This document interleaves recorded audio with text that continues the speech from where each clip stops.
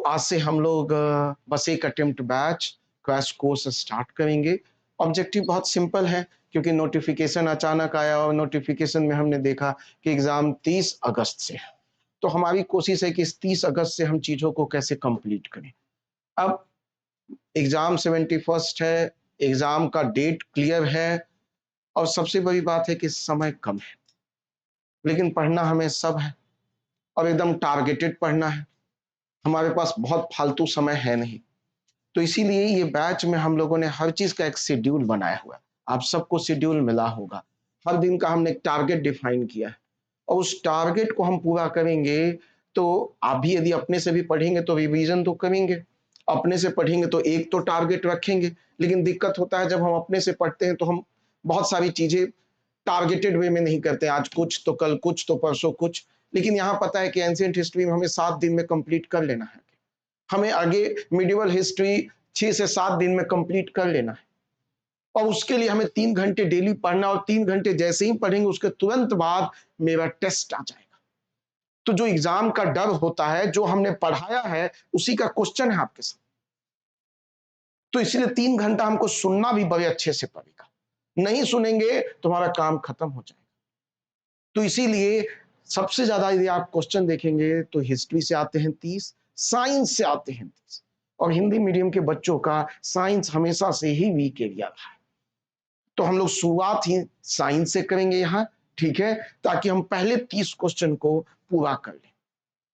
तो आज से हम लोग विद्यासागर सर आपको साइंस पढ़ाएंगे, ठीक है, और बहुत प्यार से एकदम हम जीरो से लेकर हम एडवांस लेवल तक जाएंगे। कोई फास्ट गति से मूव नहीं करेंगे, ठीक है। पढ़ाई होगा, पहले कंसेप्चुअल बिल्डिंग होगा, रिवीजन बाद में होगा। वो चल रहा है, रिवीजन हमेशा चलता रहता है, लेकिन हम जीरो से एकदम बिगिनिंग से आपको पढ़ाएंगे। हम स्लो चलेंगे लेकिन कवर भी पूरा एरिया करेंगे। तो आप लोग शांति से सारी चीजों को करें, कोई भी टेस्ट मिस नहीं करेगा। घर से टेस्ट बनाएंगे बाद में बनाएंगे, ऐसा कुछ नहीं। आपको टेस्ट देना है और उसके तुरंत बाद डिस्कशन होगा, ठीक है। तो सारे फैकल्टीज, बाकी फैकल्टी उसमें क्लास ले रहे हैं और फैकल्टी जुड़ेंगे। तो विद्यासागर सर आपको हिस्ट्री पढ़ाएंगे, सॉरी साइंस पढ़ाएंगे। अजमेरी सर आपको ज्योग्राफी पढ़ाएंगे। सर आपको बिहार स्पेशल पढ़ाएंगे, ठीक है। प्लस और भी फैकल्टी, सौरभ सर हैं पॉलिटी पढ़ाएंगे, दया सर हैं हिस्ट्री पढ़ाएंगे। सारे फैकल्टी जुड़ते चले जाएंगे और फैकल्टी करंट अफेयर के लिए भी ऐड हो जाएंगे। तो यहाँ से अभी मैं विद्यासागर सर से बोलता हूँ, यहाँ से क्लासेस को स्टार्ट करेंगे और क्योंकि समय हो गया है थोड़ा, तो सर यहाँ से क्लास को ऑनवर्ड्स ले चलेंगे, ठीक है। Thank you sir. चलिए, तो कितनी बार एग्जाम देने का तजुर्बा है आप लोगों के पास बीपीएससी का? फर्स्ट बार कौन कौन देंगे? अच्छा, चलिए ठीक है। तो अगर हम लोग देखें तो जो लोग एग्जाम दिए हैं उनको एक आइडिया हो गया होगा कि साइंस में क्वेश्चन किस तरह के पूछे जाते हैं, कहाँ से पूछे जाते हैं। इस तरह का ज्ञान हुआ अभी कि नहीं? नहीं हुआ तो एक बात दिमाग में रख लेना है कि साइंस में क्वेश्चंस केवल एनसीईआरटी से आते हैं और बाकी न्यूज़पेपर से आते हैं, ठीक ना। बाकी जो हम लोग इधर उधर करते हैं वो सब मोह माया है, उसका कोई मतलब है नहीं। अगर एनसीईआरटी बढ़िया से पढ़े हैं तो ठीक है, नहीं तो मैंने बहुत बढ़िया से पढ़ा है, ठीक है, तो मैं वो आप लोगों को दे दूंगा, ठीक है। मतलब आपको बहुत ज्यादा मेहनत नहीं करना है, मतलब इधर उधर की चीजों पे, उसके लिए हम हैं, ठीक है ना, कि एग्जाम का हमें आइडिया है कि कैसे क्वेश्चंस आएंगे, कहाँ से आएंगे, तो उस पर हम लोग काम करेंगे, ठीक है। लेकिन अगर आपको कभी लगे कि नहीं हमें और कुछ पढ़ना चाहिए, तो पढ़ना चाहिए तो केवल आप एनसीईआरटी ही पढ़िए, बाकी पढ़ने का कोई मतलब नहीं है। 6 to 10 क्वेश्चंस आपके एग्जाम में 11-12 क्लास से भी आते हैं, बट उस एक दो क्वेश्चन के चक्कर में बाकी कोई पेपर साफ हो जाएगा, यह ध्यान रखना है। कि मतलब 30 अगर पूछता है, हालांकि साइंस से जो मेरा एक्सपीरियंस है कि बीपीएससी के इतिहास में कभी भी 30 क्वेश्चंस नहीं बल्कि 30 से ज्यादा क्वेश्चंस पूछे गए, ठीक ना। मतलब मेरा एक्सपीरियंस है, मैं निकालूंगा तो मैंने तो कुछ एग्जाम में बीपीएससी का हर साल का मेरे पास वो ये मैंने किया है किसी किसी साल तो मैंने 43 क्वेश्चन निकाला है साइंस से, ठीक ना, कि मतलब जैसे लगता है हिस्ट्री वाले सर को कि मेरे सेक्शन का है, हमें लगता है मेरे सेक्शन का है। सर प्रूफ करेंगे तो बोल देंगे हिस्ट्री का है, मैं प्रूफ करूंगा तो बोलूंगा साइंस का है। तो ऐसे मैं करता हूं, तो मैं तो सारे सेक्शन कवर करते चलता हूं। जैसे आप लोग अगर बीपीएससी का पीवाईक्यू देखे होंगे तो आपको एक आइडिया होगा कि एक बार एक क्वेश्चन पूछा गया था कि ऋषि कनाद ने किस किताब में एटम के बारे में बताया था। तो ये क्वेश्चंस आखिर किसका माना जाएगा, बोलो। एटम है तो हमारा है, ठीक है। बाकी ऋषि कनाद है तो हिस्ट्री वाले सर के है, ठीक है। तो मतलब हमें अगर गिनवाना होगा तो हम तो अपने ही सेक्शन में गिनेंगे, ठीक ना। चैट जीपीटी का फुल फॉर्म पूछेगा तो मैं तो गिनवाऊंगा साइंस में, लेकिन करंट अफेयर वाले सर बोलेंगे करंट का है, ठीक ना। लेकिन ऐसे करेंगे हम लोग तो साइंस से क्वेश्चंस अप्रोक्स 35 से 40 क्वेश्चंस रहते हैं, जिसको कि हम लोग क्लासरूम में करते हैं। तो उसमें से 10% चीजों की मैं गारंटी नहीं लेता, 10% छोड़ना ही है। अगर उस 10% के चक्कर में पड़ गए हम लोग तो बाकी किसी एक पेपर को डैमेज कर देगा। तो बाकी एक पेपर डैमेज हो उससे बढ़िया है कि 10% क्वेश्चन छोड़ देंगे। जैसे अगर 17वीं का ही एग्जाम को देखें तो लगभग सारे क्वेश्चन एनसीईआरटी से हैं, ठीक ना। मैं वो एक सीरीज भी लेके आऊंगा शाम में बीपीएससी के पीवाईक्यू का, ऐसे चलेंगे हम लोग 17वीं, इसके बाद 69, हालांकि 17वीं में 2 एग्जाम हो गया है ना, ठीक है। तो ऐसे जो 2025 में हुआ है वो, फिर 2024, ऐसे एग्जाम जो हर साल हुआ है, हर साल बीच में सीडीपीओ हुआ है, उसका भी हम लोग करेंगे। और उसमें मैं एनसीईआरटी को पेज भी लगा दूंगा कि कहां से है, ठीक है। तो कुछ क्वेश्चंस ऐसे भी होते हैं ना कि ऐसा नहीं कि हम लोगों के पास नॉलेज रहेगा तभी दे पाएंगे। मतलब ऐसे भी क्वेश्चंस हम लोग के एग्जाम में पूछे जाते हैं जिसके बारे में हमें एग्जैक्ट कुछ नहीं पता होता, बट हम लोग अपने कॉमन सेंस का प्रयोग करके आंसर दे सकते हैं। जैसे 17वीं एग्जाम में ये क्वेश्चन था कि डाल्टन की जो थ्योरी है वो कौन कौन सी चीजों को डिफाइन करती है, किसकी व्याख्या करती है क्वेश्चन याद, ठीक है। तो उसका आंसर बहुत लोगों ने सही दिया होगा। एक तो है कि पढ़े होंगे एनसीईआरटी, तो ठीक है, 9th क्लास में है वो सेम चीज जो बीपीएससी ने पूछा था, वो सेम एक लाइन में वो सारी चीजें लिखी हुई थी। लेकिन ये जरूरी नहीं कि एनसीईआरटी पढ़े होंगे याद भी रहा होगा। लेकिन अगर इतना भी पता है कि डाल्टन ने 1808 में एटम थ्योरी दिया था अपना, और रेडियो एक्टिविटी की खोज 1896 में हुई थी, उसमें एक ऑप्शन रेडियो एक्टिविटी था। तो ये अगर हमें पता चल गया कि रेडियो एक्टिविटी 1896 में आई है तो 1808 में तो उसके बारे में सोचा ही नहीं जा सकता। तो जिस ऑप्शन में वो नहीं होगा वो आंसर हो जाएगा। एक ये तरीका है, इसी को हम लोग बोलते हैं एलिमिनेशन प्रोसेस, कि हम चीजों को एलिमिनेट करते हैं कि ये नहीं होगा तो ये किस ऑप्शन में नहीं है, संयोग से तीनों में नहीं है, तो जो बच गया वो आंसर होगा। तो ये तरीका भी हम लोग अप्लाई करते हैं, लेकिन ये सब तरीका अप्लाई करने के लिए हम लोग को बहुत सारे प्रैक्टिस से गुजरना पड़ता है, ठीक है। तो सब पढ़ेंगे हम लोग, जानेंगे। आपको मिला होगा वो कि आज हम लोग को क्या पढ़ना है, नहीं मिला है तो नहीं मिला है तो लिख लेना है आज का, बाकी तो मिल ही जाएगा ठीक है। आज क्या लिख लेना है हम लोगों को कि आज है हम लोग का introduction of biology and nutrients, introduction of biology and nutrients, ये 2 चीजों को आज हम लोग कवर करेंगे। ध्यान रखना है हम लोगों को कि एग्जाम में हम लोग के हिंदी के जो प्रश्न पूछे जाते हैं उसमें टर्म जनरली अंग्रेजी ही प्रयोग किया जाता है। तो हिंदी हम लोग पढ़ेंगे बट सारे चीजों का टर्म अंग्रेजी वाला जरूर जानेंगे, नहीं तो हम लोगों को प्रॉब्लम्स हो सकता है, ठीक है। चलिए, तो इतना समझने के बाद अब हम लोग आते हैं कि बायोलॉजी का जो फर्स्ट चैप्टर है वो जिसका नाम है इंट्रोडक्शन ऑफ बायोलॉजी। तो अब हम लोग बात करेंगे कि इंट्रोडक्शन ऑफ बायोलॉजी में कितने पॉइंट को हम लोगों को ध्यान रखना है, और बहुत अधिक भी पॉइंट हम लोगों को नहीं चाहिए। इसलिए नहीं चाहिए क्योंकि हमारा एग्जाम जब कम लिखने से काम चल जाएगा तो बहुत ज्यादा नॉलेज लेकर क्या ही करेंगे। यानी हम लोग का फर्स्ट चैप्टर है जीव विज्ञान का परिचय, इंट्रोडक्शन ऑफ बायोलॉजी। तो अब बायोलॉजी में एक बात को हमेशा ध्यान रखना है कि जैसे इसमें जितने शब्द मिलेंगे ना वो सभी के सभी ग्रीक वर्ड मिलेंगे। ग्रीक वर्ड कहने का मतलब कि यूनानी भाषा वाले शब्द मिलेंगे, तो उसका मीनिंग हम लोग इंडिया में थोड़ा समझने की कोशिश करेंगे। अब कोशिश करेंगे तो बहुत कठिन ये सब चीजें होती नहीं है। जैसे अगर हम लोग देखते हैं कि जो वर्ड है बायोलॉजी, इसको अगर देखा जाए तो इसमें दो शब्दों को हम लोग इजीली देख पा रहे हैं। एक वर्ड है बायो और दूसरा वर्ड है लॉजी। और ये जो बायो वर्ड है ये बायोस का शॉर्ट फॉर्म है और लॉजी वर्ड जो है ये लोगस का। और इसका मीनिंग होता है, जब हम लोग बात करेंगे बायोस का, तो इसका मतलब होता है लाइफ। इसी को हम लोग लाइफ कहेंगे या इसी को हम लोग सजीव कहेंगे, ठीक है। और लोगस का मतलब हुआ टू स्टडी, यानी कि अध्ययन करना। तो हम लोग कह सकते हैं कि जो बायोलॉजी है, जीव विज्ञान है, वो है क्या। तो ये जीव विज्ञान क्या है अगर हम लोगों को बताना पड़े तो अब हम लोग कह सकते हैं सिंपल स्टडी ऑफ लाइफ या सजीवों के अध्ययन के विज्ञान को ही हम लोग क्या कहते हैं, जीव विज्ञान कहते हैं। तो कोई तो व्यक्ति होगा जिसने पहली बार बायोलॉजी वर्ड का यूज किया होगा। तो अगर हम लोग बात करते हैं कि बायोलॉजी वर्ड का यूज किसने किया, तो बायोलॉजी वर्ड के यूज में नाम जब हम लोग लेंगे तो दो साइंटिस्ट का हम लोग नाम लेंगे, एक लैमार्क और दूसरा ट्रेवीरेनस। लैमार्क और ट्रेवीरेनस नामक दो वैज्ञानिकों ने जीव विज्ञान शब्द का प्रयोग 1801-2 में किया है। तो एक तो हम लोगों का क्वेश्चन, हालांकि इस तरह के क्वेश्चंस कभी हम लोगों से बनते नहीं, बट अब यह है कि शुरुआत कर रहे हैं तो हम लोगों को थोड़ी थोड़ी बेसिक नॉलेज भी चाहिए ताकि हम लोग पढ़ क्या रहे हैं ये पता चल सके हम लोगों को।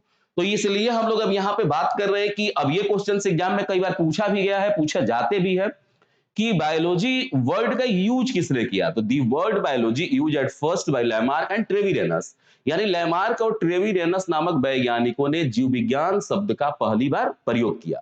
तो क्या यही दोनों फादर ऑफ बायोलॉजी हैं? तो ऐसा नहीं है। फादर ऑफ बायोलॉजी की जब बात होगी, यानी जीव विज्ञान के पिता की बात होगी, जनक की बात होगी, तो अब तो हम लोगों को दो बातों को ध्यान रखना होगा। एक बात जो हम लोगों को ध्यान रखना है कि अगर हम लोग बोलते हैं फादर ऑफ बायोलॉजी या जीव विज्ञान का जनक की बात करते हैं, तो एक तो जनक बायोलॉजी में जब बात करेंगे तो एक तो होंगे दुनिया के लिए, दुनिया के लिए, और एक होंगे इंडिया के लिए, इंडिया अर्थात भारत के लिए। तो वर्ल्ड वाइड जब हम लोग फादर की बात करते हैं बायोलॉजी का तो नाम आता है एरिस्टोटल का। आपने नाम सुना होगा, एरिस्टोटल। एरिस्टोटल साहब को हम लोग अरस्तु भी कहते हैं, तो ध्यान रखना है। हालांकि हिंदी वाले पेपर में भी एरिस्टोटल ही आजकल लिख दिया जा रहा है। तो फादर ऑफ बायोलॉजी की जब हम लोग बात करते हैं तो world wide father of biology कहे जाते हैं, एरिस्टोटल सर को हम लोग कहते हैं। और फादर ऑफ इंडियन बायोलॉजी हम लोग बोलते हैं पुष्पमित्र भार्गव को। पुष्पमित्र भार्गव को हम लोग बोलते हैं फादर ऑफ इंडियन बायोलॉजी। तो अब ये एक सवाल यहाँ पे उठेगा हम लोगों से कि फादर ऑफ बायोलॉजी एरिस्टोटल को हम लोग कह रहे हैं, क्यों कह रहे हैं, आखिर इनका क्या योगदान है जीव विज्ञान में कि इनको हम लोग फादर ऑफ बायोलॉजी कह रहे हैं, या पुष्पमित्र भार्गव को ही हम लोग कह रहे हैं फादर ऑफ इंडियन बायोलॉजी, तो क्यों कह रहे हैं, क्या रीजन है। तो हम लोग बात अगर थोड़ा सा करें तो आपको पता होगा कि एरिस्टोटल ईसा पूर्व में थे। तो ईसा पूर्व में अब इन्होंने एक किताब लिखा जिसका नाम है हिस्टोरिया एनिमेलिया या हिस्टोरिया एनिमेलम। तो हम लोगों के एग्जाम में हिस्टोरिया एनिमेलिया होगा या हिस्टोरिया एनिमेलम होगा, बट इस किताब का पूरा नाम है हिस्टोरिया डी एनिमेलिया, बट हमारे देश का नहीं है तो नहीं है, हम लोग यहाँ हिस्टोरिया एनिमेलिया या हिस्टोरिया एनिमेलम से काम चल जाता है। तो अब एरिस्टोटल साहब ने किताब लिखा जिस किताब का नाम है, इनके बुक का नाम है हिस्टोरिया एनिमेलिया। तो हिस्टोरिया एनिमेलिया जो बुक है, इस बुक में इन्होंने एक लिस्ट बनाया, लिस्ट ऑफ 500 एनिमल्स। इन्होंने क्या बनाया, लिस्ट ऑफ 500 एनिमल्स, यानी इन्होंने इस किताब में 500 जंतुओं का लिस्ट बनाया। और केवल लिस्ट ही नहीं लिखा बल्कि इन्होंने ये भी बताया कि ये जानवर जो है, जंतु जो है, उनका मॉर्फोलॉजी, मॉर्फोलॉजी मतलब बाहर से कैसे हैं, फिर उनका एनाटॉमी अंदर से कैसे है, फिर उनके फिजियोलॉजी के बारे में कि इनके ऑर्गन काम कैसे करते हैं, और जिन अंगों के बारे में एरिस्टोटल को नहीं पता था उस ऑर्गन को लेकर के प्रश्न भी किया था इस किताब में। तो अब शुरू में बायोलॉजी का मतलब क्या है कि स्टडी ऑफ लाइफ। तो लाइफ का मतलब शुरू में हम लोग को पता था जंतु, तो जंतुओं का इन्होंने लिस्ट भी बनाया, तो इसलिए हम लोग इन्हें फादर ऑफ बायोलॉजी के नाम से जानते हैं। समझ गए इस बात को। अब यह है कि पुष्पमित्र भार्गव साहब जो है ये संस्थापक है CCMB, centre for cellular molecular and biology. इसे बायोलॉजी का इसरो भी कहते हैं, इस ऑर्गेनाइजेशन को। बायोलॉजी से रिलेटेड सारी रिसर्च यही होते हैं। तो इसकी स्थापना इन्होंने किया था, इसलिए इन्हें हम लोग फादर ऑफ इंडियन बायोलॉजी के नाम से जानते हैं। तो हम लोग देख सकते हैं यहां से कि हम लोग का एक क्वेश्चन तो मिला कि बायोलॉजी वर्ड को यूज किसने किया। दूसरा, father of biology world wide कौन है, फादर ऑफ इंडियन बायोलॉजी कौन है। फिर हम लोगों ने यहाँ पे एरिस्टोटल साहब की किताब का भी चर्चा किया। हालांकि हमारे एजुकेशन सिस्टम में एरिस्टोटल साहब पहले हैं। अगर हम लोग इंडियन धार्मिक किताबों की बात करें या भारतीय मान्यताओं की बात करें तो सोच सकते हैं कि महाभारत के टाइम में एक ऋषि है इंडिया में जिनका नाम है ऋषि सुश्रुत, और ऋषि सुश्रुत को फादर ऑफ प्लास्टिक सर्जरी कहा जाता है। तो अगर हमारे देश के लोगों ने बायोलॉजी लिखा होता तो हम लोग शामिल किनको करते हैं, ऋषि सुश्रुत को ही बोलते हैं। बट हमारे एग्जाम में अभी भी आते हैं कि फादर ऑफ प्लास्टिक सर्जरी किसे कहते हैं। हालांकि हम लोग जब भारतीय परिप्रेक्ष्य से चीजों को देखते हैं तो बहुत सारी चीजें ऐसी मिलती है। हालांकि ये कह सकते हैं कि यूपीएससी का मतलब एहसान है देश पर कि ऐसे प्रश्नों को पूछता है और हम लोग इन जानकारियों को ग्रहण करते हैं, चीजों को जानते भी हैं। अब जैसे न्यूटन से पहले थ्योरी ऑफ ग्रेविटेशन की ही बात करें तो इंडिया में एक ऋषि है जिनका नाम है ब्रह्मगुप्त। उन्होंने ब्रह्म सिद्धांतिका किताब लिखा है, उसमें थ्योरी ऑफ ग्रेविटेशन की बात करते हैं। नागार्जुन को फादर ऑफ इंडियन आइंस्टाइन के नाम से जानते हैं। थ्योरी ऑफ रिलेटिविटी आइंस्टाइन से पहले दिया है उन्होंने। तो ऐसे अगर हम लोग बात करते हैं तो डाल्टन से पहले ऋषि कणाद होते हैं इंडिया में जो कि एटम के बारे में बताते हैं। तो बहुत सारी ऐसी जानकारियां हैं जो हम लोग अगर वैज्ञानिक दृष्टिकोण को छोड़ें और भारतीय परिप्रेक्ष्य में देखें तो हम लोग को मिल जाएगा। सबसे इंटरेस्टिंग बात तो ये है कि जैसे अभी पूरी दुनिया में चर्चा चल रही है वो जेनो ट्रांसप्लांटेशन का। जेनो ट्रांसप्लांटेशन जानते हो? अच्छा, कोई बात नहीं। मतलब वो हार्ट ट्रांसप्लांटेशन नाम सुना होगा, हृदय प्रत्यारोपण। तो जब हम लोग हार्ट ट्रांसप्लांटेशन करते हैं तो उसमें क्या करते हैं कि मतलब मनुष्य का हार्ट निकाल के ही मनुष्य में लगाते हैं। लेकिन आपने देखा होगा कि जनवरी 2022 में एक व्यक्ति का हार्ट खराब होता है और वहां पे पिग हार्ट को लगाया जाता है। हाल ही फिलहाल में आपने देखा होगा पिग किडनी का भी यूज किया गया है। तो ये सब जो चीजें है कि मतलब दूसरे जंतु से निकाल करके मनुष्यों में किसी ऑर्गन को लगाना ही क्या है, जेनो ट्रांसप्लांटेशन है। अब जेनो ट्रांसप्लांटेशन की अगर हम लोग बात करें तो अभी के लिए हमारे साइंस के लिए नया अचीवमेंट है। लेकिन अगर हम लोग थोड़ा सा धार्मिक चीजों में जाएं तो आप देखे होंगे कि शंकर जी ने गणेश भगवान का गर्दन जो है वो हाथी का कटने के बाद लगाया है।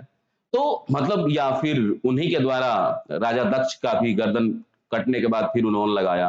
तो हमारे इंडियन ही ग्रंथों में ऐसा नहीं है। बट कि ऐसे जेनो ट्रांसप्लांटेशन की चीजों को अगर हम लोग देखें तो काइमेरा नाम के राक्षस की कल्पना की जाती है ग्रीक किताबों में, ग्रीक की धार्मिक किताबों में, जिसमें काइमेरा जो है वो शेर और बकरी का मिक्सअप है, उसकी पूंछ जो है वो ड्रैगन का है। तो मतलब ये सब भी चीजें हैं। ठीक है, अब जैसे अब देखे होंगे कि ऑर्गन सपोर्ट नहीं किया 2 महीने बाद। तो ऐसा नहीं है कि धार्मिक किताबों में गणेश जी को अमृत पिलाया गया था। और उसी अमृत की अगर हम लोग बात करें तो हम लोगों के भी बॉडी में बहुत सारे एंटीजेंस होते हैं, एंटीबॉडी होता है। आपने सुना होगा इम्यूनोग्लोबिन ए। इम्यूनोग्लोबिन ए जो कि माँ के दूध में रहता है और माँ के दूध से बच्चों को मिलता है। इम्यूनोग्लोबिन जी, इम्यूनोग्लोबिन एम, इम्यूनोग्लोबिन डी, इस तरह से क्वेश्चंस भी आपसे पूछे जाते हैं। तो हम लोग भी उस तरह के एंटीजन, अब अमृत वहां जो था उसका हम लोग एंटीजन अभी बना रहे हैं। आने वाले टाइम में ये सब चीजें क्या हो जाएगी, बहुत आसान हो जाएगी। तो चलिए हम लोग यहाँ आते हैं, छोड़ते हैं उस सब बातों को। अब हम लोग बात करते हैं मेन ब्रांचेज ऑफ बायोलॉजी, जीव विज्ञान की मुख्य शाखाएं। तो जब हम लोग जीव विज्ञान की मुख्य शाखाओं की बात करते हैं तो मुख्य शाखाओं में एक जंतु विज्ञान जिसे हम लोग जूलॉजी कहते हैं, दूसरा बॉटनी जिसे हम लोग वनस्पति विज्ञान कहते हैं, बॉटनी वनस्पति विज्ञान। तीसरा जिसे हम लोग कहते हैं माइक्रोबायोलॉजी, माइक्रोबायोलॉजी जिसे हम लोग सूक्ष्म जैविकी के नाम से जानते हैं। हालांकि इसको ब्रांच कहने से बेटर ये है ना कि डेवलपमेंट ऑफ बायोलॉजी। जैसे जैसे बायोलॉजी का डेवलपमेंट होते गया चीजें आगे बढ़ती गई। अब देखे होंगे बायोटेक्नोलॉजी, बायो में ही अब देखे होंगे आपकी बायोटेक्नोलॉजी में ही इंफॉर्मेशन टेक्नोलॉजी का यूज किया जा रहा है। तो तरह तरह की चीजें आती जाती है। तो ये हम लोग समझेंगे कि जैसे अगर हम लोग ब्रांचेज की बात करें तो पूरे इंडिया के पीसीएस के जो भी एग्जाम होते हैं सभी स्टेट पीसीएस को मिक्स कर दिया जाए तो लगभग 38 ब्रांच से क्वेश्चंस पूछे जाते हैं। बट हम लोग 3 ही ब्रांच लिखे हैं, तो बट हम लोगों ने मेन ब्रांच लिखा है। अब जैसे अब 38 ब्रांच पूछा जाता है तो ऐसा कोई स्टूडेंट नहीं होगा आप लोगों में जिसको कि 10-12 ब्रांच याद नहीं होगा। जैसे study of cell, cytology, study of tissue, histology, study of heart, cardiology, इस तरह के तो चीजें आपको याद भी होगी, क्यों नहीं? स्टडी ऑफ ब्लड, अच्छा चलो कोई बात नहीं। तो स्टडी ऑफ ब्लड को हिमेटोलॉजी। तो ये सब चीजें क्या है कि मतलब हम लोगों को बहुत सारी चीजें याद भी है, और इस बैच में तो हम लोग वही काम ही करेंगे कि जो याद है उसको एकदम जीभ पे ला देना, कि ताकि एग्जाम दिखे तुरंत कट। तो मतलब वही हम लोग का काम भी है। तो 38 ब्रांच आपको इजीली याद हो जाएंगे, लेकिन हम लोग फिलहाल यहाँ पे मेन ब्रांच की बात कर रहे हैं। तो अगर हम लोगों से देखते हैं तो 3 ब्रांच है, तो हम लोगों से क्वेश्चंस पूछा जाएगा कि इसमें स्टडी किसका करते हैं। जूलॉजी में स्टडी किसका करते हैं? तो जंतुओं का करते हैं, एनिमल्स का करते हैं। बॉटनी में स्टडी किसका करते हैं? तो प्लांट्स का करते हैं। बॉटनी में स्टडी किसका करेंगे? प्लांट्स का। माइक्रोबायोलॉजी में सूक्ष्म जीवों का, माइक्रो ऑर्गेनिज्म का स्टडी करते हैं, सूक्ष्म जीवों का अध्ययन करते हैं। सूक्ष्म जीव जैसे आप बैक्टीरिया की ही बात कर लें, जो जीव हमारे नंगी आंखों से न दिखाई दे, नेक्ड आई से न दिखाई दे, वही क्या है? माइक्रो ऑर्गेनिज्म, जिसको कि हमें माइक्रोस्कोप से देखना पड़े। 8 क्लास का चैप्टर 1 एनसीईआरटी। ठीक है, चलो प्लांट्स, एनिमल। अब एक बार एग्जाम में क्वेश्चन ये पूछा गया यूपीपीसीएस में कि जूलॉजी में हम लोग किसका स्टडी करते हैं? केवल जीवित जंतुओं का, केवल मृत जंतुओं का, जीवित और मृत दोनों का, इनमें से कोई नहीं? क्या होगा? हाँ, सबको ऐसा ही लगता है, केवल जीवित का नहीं। डायनासोर के अलग से कोई बायोलॉजी नहीं है, और ऐसा आपने कभी पढ़ा भी नहीं होगा कि जब तक जिंदा है तब तक सजीव है, मर गए तो निर्जीव है। तो जीवित और मृत दोनों तरह के जंतुओं का अध्ययन हम लोग करते हैं कहाँ? जूलॉजी में। ठीक उसी तरह से प्लांट्स में भी। अब हम लोगों से ये पूछा जाएगा कि ये तीनों ब्रांच के फादर कौन है? तीनों ब्रांच के फादर भी होंगे। तो हम लोग बात करते हैं जब जूलॉजी का, तो इसके फादर एरिस्टोटल साहब ही हैं। एरिस्टोटल साहब, क्योंकि इनका एनिमल्स पे बुक भी है। बॉटनी के फादर हम लोग कहते हैं थियोफ्रेस्टस को। थियोफ्रेस्टस को हम लोग कहते हैं फादर ऑफ बॉटनी। और माइक्रोबायोलॉजी के फादर कहे जाते हैं लीवेनहॉक साहब को, हम लोग कहते हैं लीवेनहॉक साहब को। तो अब यहाँ पे आपके मन में सवाल ये होगा कि सर ये तो हमें पता चल गया, क्या पता चल गया? तो आपको ये बात अच्छी से पता चल गई कि एरिस्टोटल जो है फादर ऑफ जूलॉजी भी है, फादर ऑफ बायोलॉजी भी है। क्यों है ये भी आपने समझ लिया। अब फादर ऑफ बॉटनी थियोफ्रेस्टस क्यों है? तो थियोफ्रेस्टस भी एक बुक लिखते हैं, जिस बुक का नाम है Historia plantarum. Historia plantarum book है किनकी? थियोफ्रेस्टस साहब की। इस किताब में भी इन्होंने list of 500 plants, list of 500 plants. बहुत सारे लोगों का ये विवाद भी रहता है कि 500 नहीं, बट वो हमारा क्वेश्चन नहीं है। हमारा क्वेश्चन ये है कि इन्होंने प्लांट पे एक बुक लिखा, उसमें प्लांट का मॉर्फोलॉजी, एनाटॉमी, फिजियोलॉजी लिखा। तो इस महान कार्य के लिए तो इनको फादर ऑफ बॉटनी कहा जा सकता है। तो फादर ऑफ बॉटनी हम लोग कहते हैं थियोफ्रेस्टस को। आपको यह भी याद होगा कि 1665 ईस्वी में रॉबर्ट हुक ने सेल का खोज किया था। रॉबर्ट हुक ने 1665 ईस्वी में सेल का खोज किया था, और उनके द्वारा खोजा गया सेल डेड सेल था। यह बात पता है सबको? बिल्कुल। चलो एक क्वेश्चन का जवाब दे दो कि इन्होंने डेड सेल किसमें खोजा था?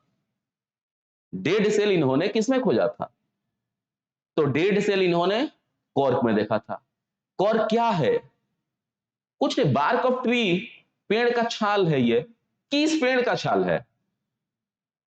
अच्छा, सारे क्वेश्चंस पूछे जाते हैं, ऐसा नहीं सोच रहा है कि ये नहीं आता, नहीं पढ़े। ये अगर हम लोग ध्यान थोड़ा सा दे तो 7th क्लास में जो सेल चैप्टर है पुरानी एनसीईआरटी में, तो वहां पे ये चीजें आपको मिल जाएगी।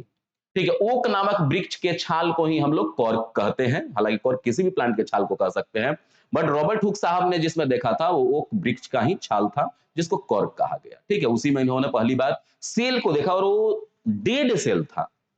लेकिन 1674 ईस्वी में लीवेनहॉक साहब ने पहली बार देखा लाइव सेल को, और संयोग से वो लाइव सेल कौन था?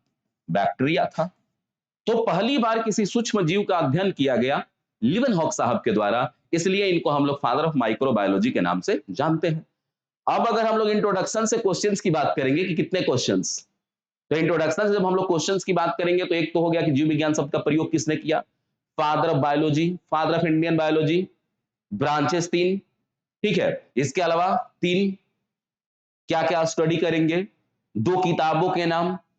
इतने सारे क्वेश्चंस हम लोगों के 10-12 क्वेश्चंस तैयार हो गए इससे।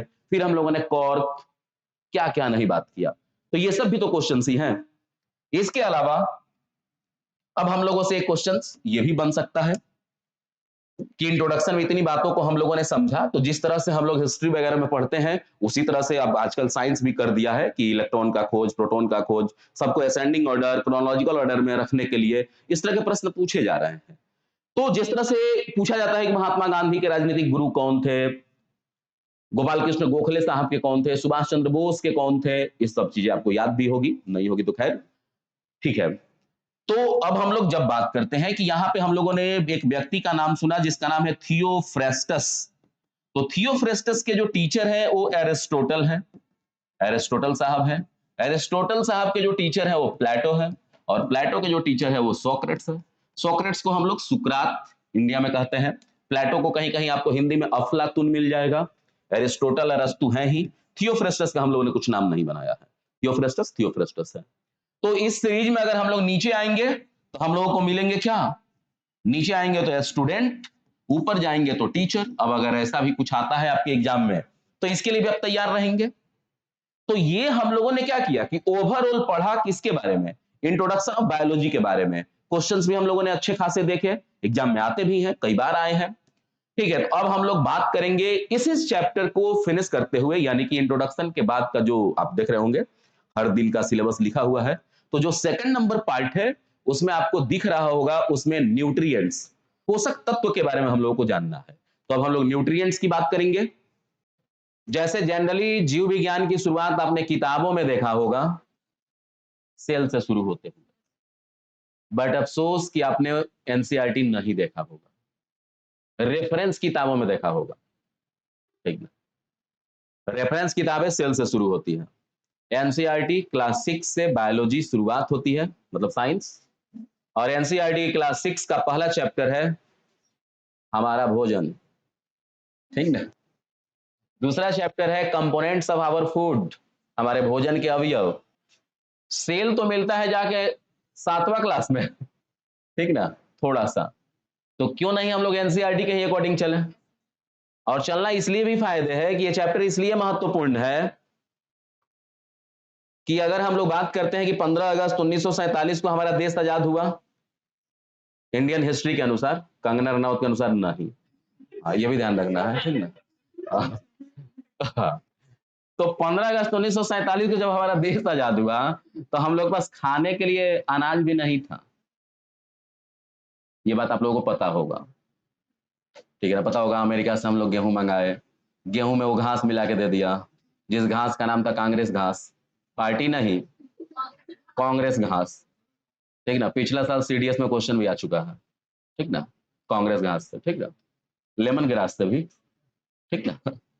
तो हम लोग पढ़ेंगे, उस सब भी चीजें आएगी, ठीक है। तो ये भी पता होगा कि जब लाल बहादुर शास्त्री प्रधानमंत्री बने थे तो उन्होंने पूरे भारतीयों से अनुरोध किया था कि मैं सप्ताह में एक दिन खाना नहीं खाऊंगा, आप लोग भी ना खाइए, ऐसे अनाज बचेगा तो हमारे गरीबों तक अनाज पहुंचेगा। तो हम लोगों के देश में यह भी पता होगा कि ग्रीन रिवॉल्यूशन हुआ, किसके लिए, भोजन के लिए ही ना। अरे खाएंगे ही नहीं तो देश का क्या ही अस्तित्व रहेगा, कुछ नहीं। ग्रीन रिवॉल्यूशन भोजन के लिए, तो ग्रीन रिवॉल्यूशन में से तो धान और चावल का ही ना, वो सॉरी, धान और गेहूं का ही तो प्रोडक्शन बढ़ा। तो केवल चावल और रोटी खा के जिंदा थोड़ी ना रहेंगे, उससे तो केवल कार्बोहाइड्रेट मिलेगा, पेट भर जाएगा लेकिन अंदर से भूखे रहेंगे, ठीक ना, उसको क्लोज हंगर कहेंगे, ठीक ना, बंद भूखमरी, ठीक ना। खुली भूखमरी का मतलब कि कुछ भी दिए खा लिया। अब बंद भूखमरी का मतलब केवल भात चोखा खाया है, पेट भरा है, बट थोड़ा सा दाल भी तो चाहिए था। फिर हम लोगों ने क्रांति लाया, व्हाइट रिवॉल्यूशन, ठीक ना, कि भात रोटी बहुत खा लिया, थोड़ा दूध भी खा ले, तब ना प्रोटीन मिलेगा। दूध सब नहीं खा सकते। सिल्वर रिवॉल्यूशन, अंडा खाएंगे, अंडा से भी नहीं काम चलेगा। ब्लू रिवॉल्यूशन, मछली खाएंगे।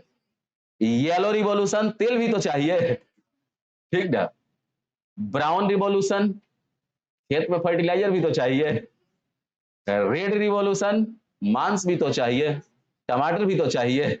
ये सब क्रांति किसके लिए, इसी चैप्टर के लिए ना, ये क्रांतियां ना होती तो फिर देश का क्या ही रहता, हम लोग भी इथोपिया सोमालिया की तरह यूएन के फंड पे जिंदा रहते कि आएगा खाना तो मिलेगा। लेकिन ये सब क्रांति इसी चैप्टर के लिए ना, इसको लास्ट में पढ़े तो ये कितना गलत होगा। और इस चैप्टर से अभी तक मतलब इंडिया के पीसीएस के इतिहास में 269 क्वेश्चन पूछे गए हैं, 60 टॉपिक है इसमें।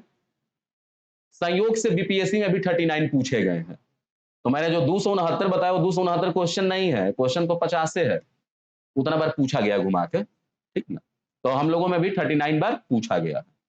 पॉसिबिलिटी रहती है हमेशा पूछने का। एक बार तो बीपीएससी ने बड़ा आसान क्वेश्चन, ग्लूकोज का फॉर्मूला, वो भी गलत कर दिया बच्चों ने, ठीक है। कुछ भी पूछ ले गलत कर ही देंगे, ठीक ना। तो हम लोग हेडिंग क्या बनाए हैं, पोषक तत्व। पोषक तत्व जिसे अंग्रेजी में हम लोग क्या कहते हैं, न्यूट्रिएंट्स कहते हैं पोषक तत्व को। तो अगर हम लोगों से ये पूछा जाए कि ये न्यूट्रिएंट्स क्या होते हैं,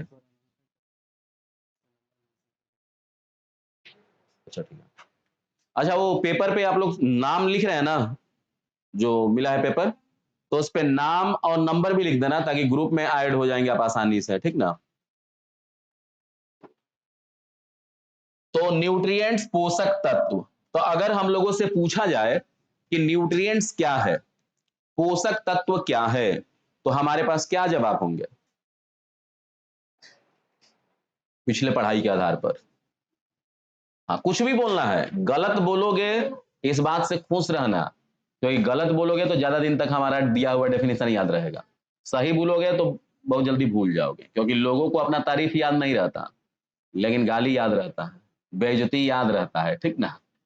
हाँ, तो बोलो किसे कहेंगे हम लोग न्यूट्रिएंट्स।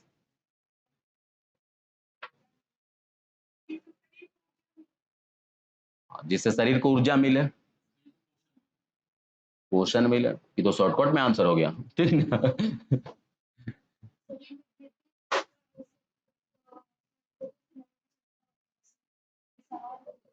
हाँ ठीक है, हाँ ठीक है, इसका डेफिनेशन केवल ऊर्जा ही मिलेगा तो नहीं ना रह पाएंगे।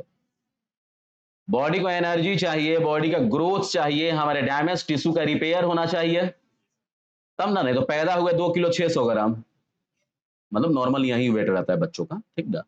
हालांकि 1.5 किलो से ऊपर कुछ भी रहे, 3.5 किलो से नीचे, क्योंकि 3.5 किलो से ज्यादा होगा तो फिर वो माँ के प्रॉब्लम्स बढ़ते जाते हैं, ठीक ना। तो जनरली बच्चों का वेट 2.6 2.5 यही रहता है। लेकिन 2.6 किलो का बच्चा कब 2 क्विंटल 60 किलो का हो गया पता ही नहीं चला। ऐसे लोगों को देखा होगा तुम लोगों ने न्यूज़पेपर में, ठीक ना। हाँ, वास्तव में एक लड़की है जो 230 किलो वजन था, घटा के आ गई है 65 किलो पे, ठीक ना। तो दुनिया में ऐसे भी लोग हैं कि वेट लॉस यहाँ एक समस्या है, और ये लोग मिसाल है ना, इतना वेट लॉस कर लिए तेजी से, ठीक है।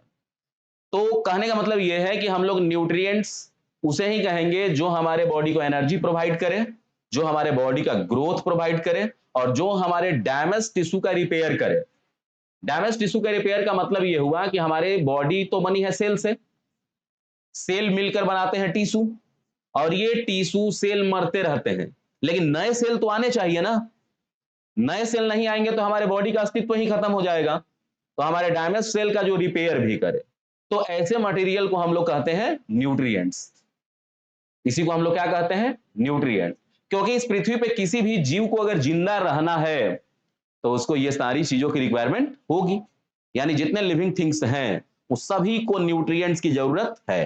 तो अगर हम लोगों को न्यूट्रिएंट्स को ऐसे याद रखना होगा, क्योंकि पूरा डेफिनेशन तो लाइफ टाइम हम लोग याद नहीं रख सकते, लेकिन कुछ ऐसे तरीके होते हैं जिससे हम लोग चीजों को आसान बना सकते हैं। तो अगर हम लोग बोलते हैं न्यूट्रिएंट्स पोषक तत्व क्या है, तो एक लाइन में हम लोग बोलेंगे कि ये केमिकल सबस्टांस है। केमिकल सबस्टांस यानी ये रासायनिक पदार्थ है। ये रासायनिक पदार्थ क्या करते हैं, तो हमारे बॉडी को ऊर्जा प्रदान करते हैं, हमारे बॉडी का वृद्धि करते हैं, और हमारे ऊतकों का मरम्मत करते हैं। ऊतकों का मरम्मत, डैमेज टिश्यू को रिपेयर करते हैं, यानी provide energy, growth and repair damaged tissue. ये कहलाएंगे क्या? न्यूट्रिएंट्स। तो एनर्जी के लिए हम लोग क्या करते हैं? एनर्जी के लिए कुछ किया हम लोग अपने जीवन में? खाना खाए?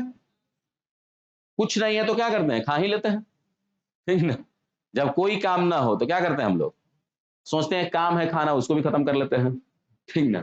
फिर सोचते हैं काम है सोना, उसको भी खत्म ही कर लेते हैं, ठीक है। फिर सोते सोते थक गए। खेलते आजकल के बच्चे कहाँ हैं? आजकल के बच्चे तो फ्री फायर खेल रहे हैं। हाँ, वैसे भी इंडियंस का एवरेज 2.5 घंटे रील्स पे समय है। तुम लोग का कितना घंटा है? नहीं। नहीं देखते हो तो ये तो अच्छी बात है, लेकिन देखते हो नहीं बता रहे हो, ये और अच्छी बात है। क्योंकि अगर रील्स देख रहे हो और तुमने 45 मिनट रील्स देखा, हालांकि देखना शुरू करोगे तो 45 मिनट 1.5 घंटा ही चलता है, ठीक ना, जब तक वो मैसेज नहीं आता कि बहुत हो गया बंद करो, 90% डेटा खत्म हो गया, ठीक ना। तो लगता है कि हमने 1.5 घंटा देखा, बट वो हमारे ब्रेन को 4 घंटे के लिए डिस्टर्ब कर देता है, थका देता है।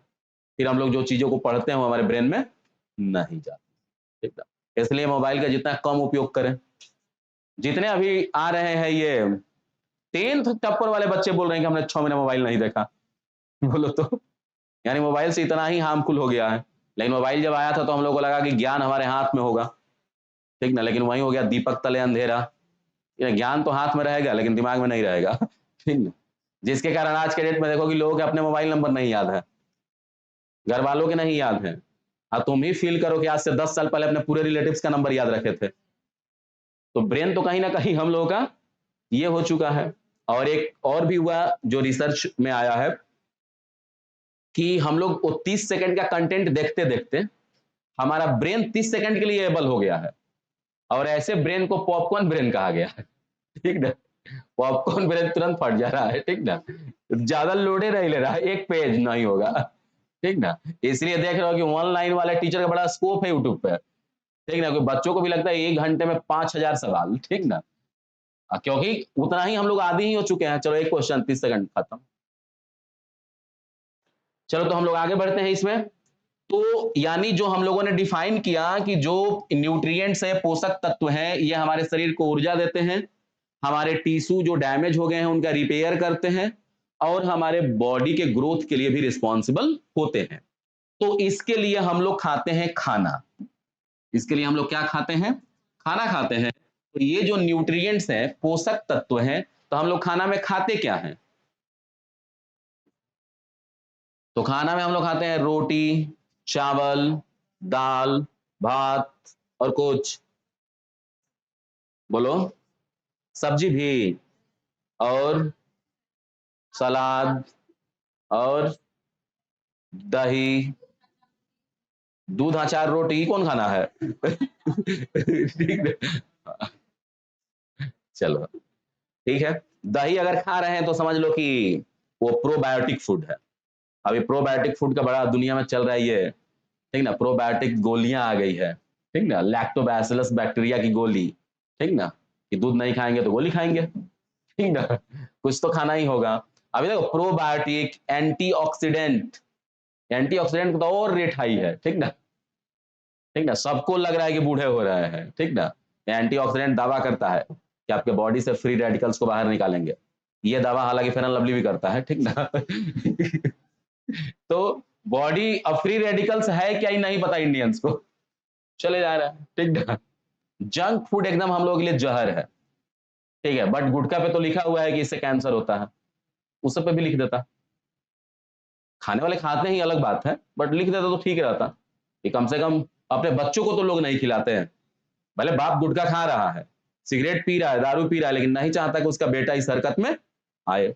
लेकिन रिसर्च ये भी कहता है कि 1 कप चाय जिसमें चीनी मिक्स है वो 5 सिगरेट के बराबर नुकसान पहुंचाता है बॉडी को। लेकिन फिर भी चाय पर नहीं लिखा हुआ है, तो सोसाइटी में रेपुटेशन है। अब तो ये है कि 1 कप चाय 1 सिगरेट, ये तो और डेंजर हो गया है, ठीक है। ज्यादा टेंशन हुआ तो 2 सिगरेट, ठीक ना, एग्जाम नहीं निकला 3 सिगरेट, लगता है कि जैसे वही बूस्टेड डोज है कि अगला बार एग्जाम निकलवा ही देगा। ठीक है, तो हम लोग खाना में खाते हैं बच्चों कार्बोहाइड्रेट, कार्बोहाइड्रेट। दूसरा नंबर हम लोग खाते हैं प्रोटीन। तीसरा नंबर हम लोग खाते हैं वसा। चौथा नंबर हम लोग खाते हैं विटामिन। पांचवा नंबर हम लोग खाते हैं खनिज। इनके साथ सपोर्ट में चाहिए पानी और रुक्षांश। रुक्षांश समझते हो क्या? रेशा समझते हो? रेशेदार भोजन खाना चाहिए। तो रुक्षांश को हम लोग ऐसे फाइबर कह सकते हैं या इसी को रफेज भी कह सकते हैं। क्या कह सकते हैं? रफेज। खनिज को मिनरल्स, पानी को वाटर कहते ही हैं, बाकी सबका वही नाम। फैट मतलब वसा, फैट्स।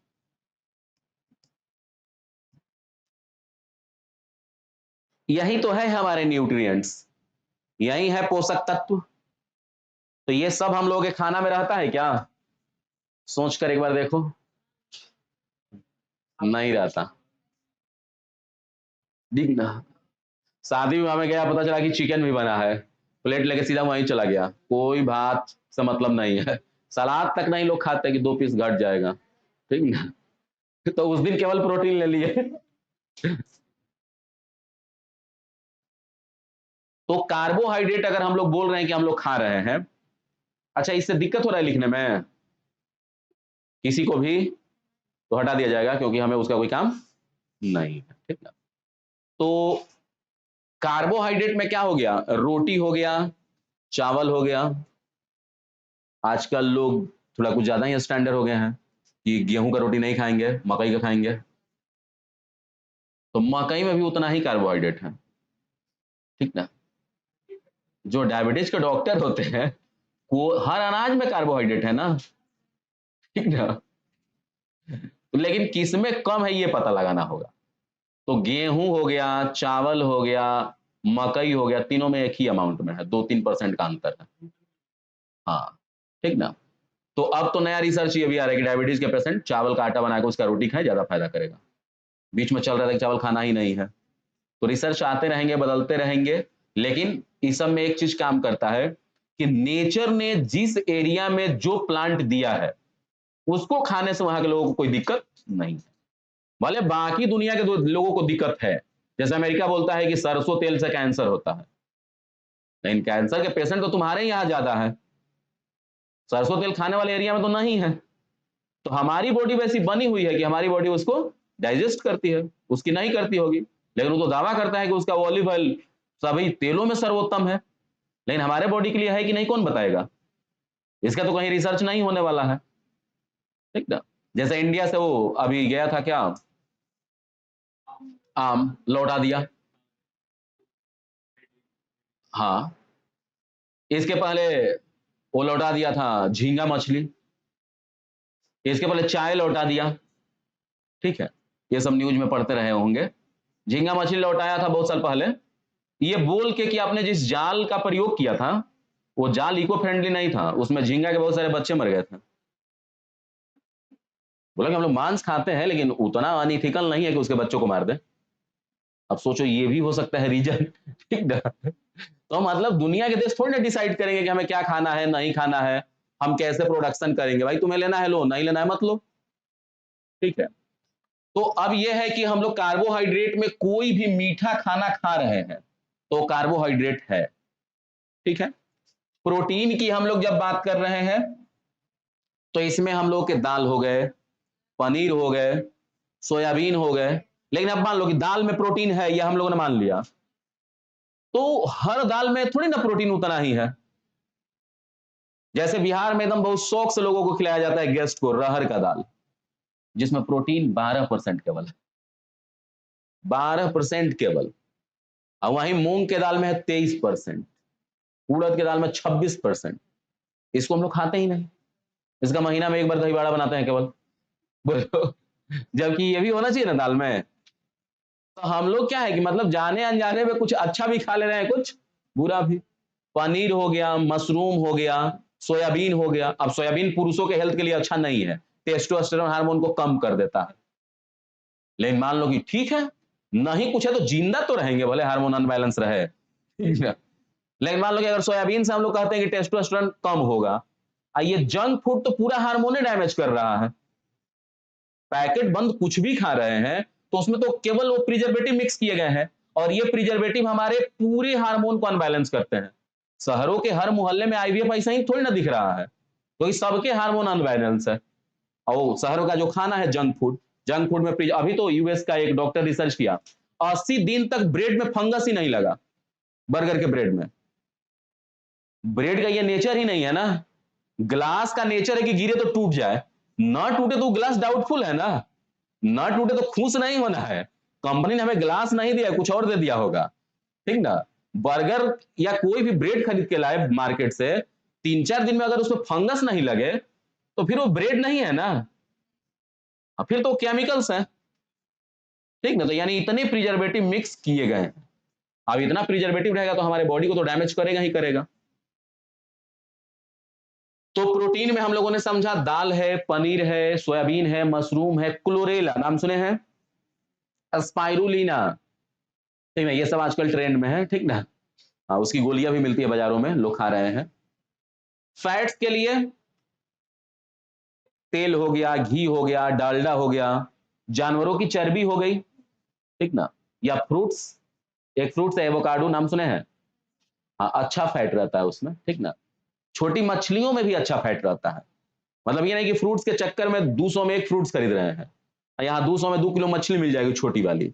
बड़ी वाली में नहीं, छोटी वाली मछली में अच्छे फैट है, बड़ी वाली में नहीं है, ठीक ना। विटामिन और मिनरल्स के लिए हम लोग हरी सब्जियां, ताजे फल, ड्राई फ्रूट सब में है। पानी कहना ही नहीं है, भारत सरकार की यह जिम्मेदारी है कि अपने नागरिकों तक स्वच्छ पानी पहुंचाए, ठीक है, यह सरकार की जिम्मेदारी है ना, हमारे फंडामेंटल राइट्स है ना, ये सब मिलना चाहिए हमें। इसलिए तो नल जल योजना है, ठीक है ना, कि 250 फीट नीचे से पानी लाके दे रही है सरकार, पीजिए, ठीक ना, पी भी रहे हैं लोग। रफ एज, सरकार बोलती है मिलेट्स खाइए, अपने बच्चों को भी खिलाइए। मिलेट्स में क्या है, मोटा अनाज, रागी, बाजरा, यही सब ना है। तो ये सब लोग खा रहे हैं, लेकिन इसका मतलब ये नहीं कि वही केवल खाना है। मतलब इतना दिन से बॉडी को भात चोखा पचवा रहे थे, अचानक उसको मड़ुआ का रोटी देंगे तो फिर बॉडी हमारी सपोर्ट नहीं करेगी ना। हमारे आटा में उसका परसेंटेज है कि 5% ही मिक्स करना है, 10% तक मिक्स करना है, बहुत ज्यादा भी मिक्स नहीं करना है, ठीक है। तो ये मिलेट से हम लोगों को मिल जाएगा, किसी भी मोटा अनाज से, सलाद से, हरी सब्जियों में फाइबर रहते हैं प्रचुर मात्रा में, बनाना, एप्पल, सब सोर्स हैं ये इसके। तो अब इसी को हम लोगों को समझना है कि इससे अब क्वेश्चंस कैसे पूछे जा सकते हैं।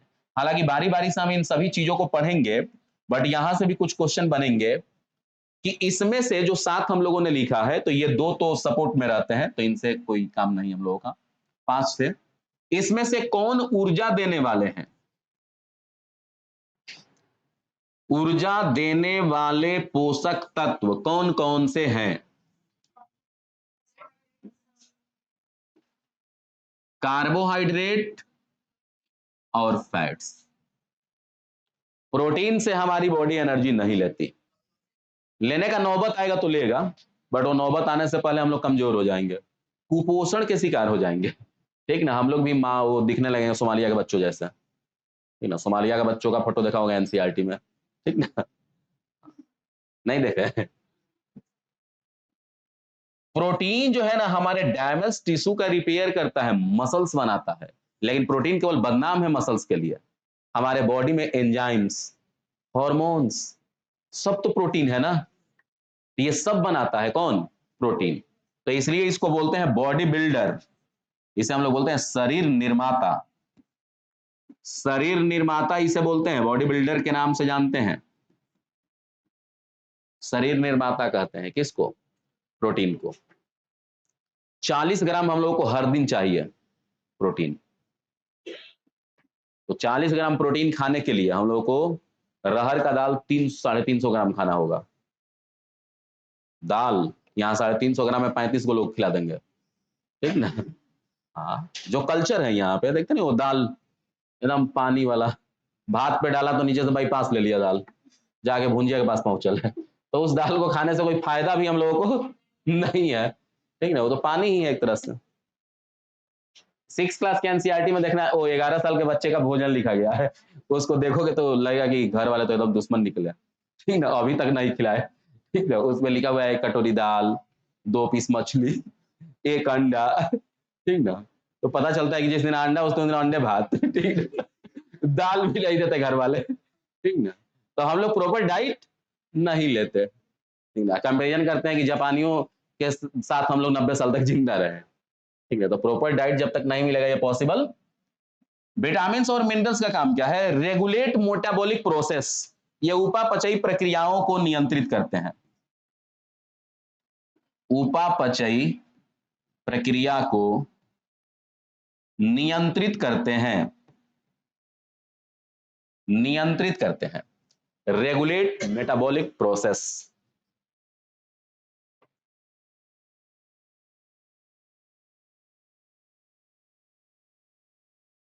इसलिए देख, तो लोग विटामिन खाते हैं, बोलते हैं बड़ा एनर्जी हो गया, गलत बोलते हैं।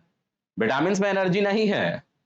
विटामिन क्या करेगा? जो प्रोसेस रुका हुआ था उसको फास्ट कर देगा, और फास्ट होगा तो जाहिर सी बात है कि बॉडी के अंदर प्रोसेस फास्ट होगा तो एनर्जी मिलेगा ही। लेकिन लोगों ने मान लिया किससे एनर्जी मिला?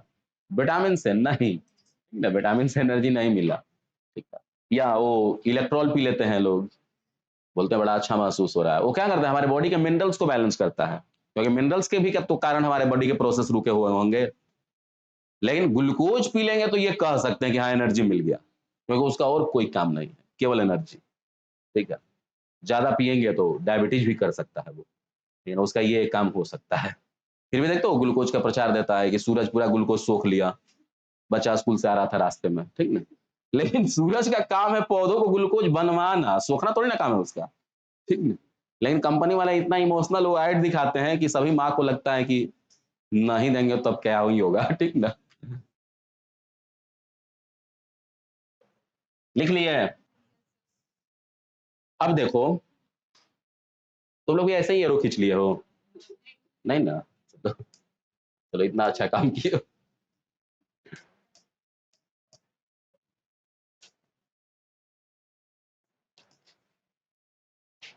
अब देखो, इसमें से कौन सा खाद्य पदार्थ हमें अधिक मात्रा में खाना चाहिए?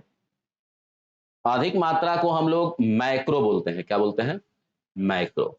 जो अधिक मात्रा में हमें खाना चाहिए, तो कार्बोहाइड्रेट, प्रोटीन, फैट्स अधिक मात्रा में चाहिए। विटामिन और मिनरल्स कम मात्रा में चाहिए, माइक्रो अमाउंट में। तो अब एग्जाम में अधिक का कम नहीं पूछेगा, माइक्रो न्यूट्रिएंट्स कौन है और मैक्रो कौन है, तो उसके लिए हम लोग को तैयार रहना है।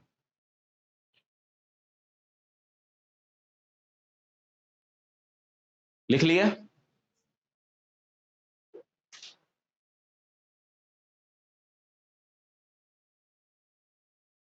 तो आज जो 25 क्वेश्चन मिलेगा हो सकता है न बने, बन जाएगा, ठीक है।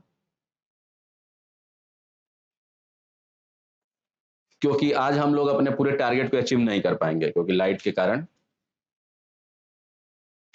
थोड़े हम लोग डिस्टर्ब हो गए हैं।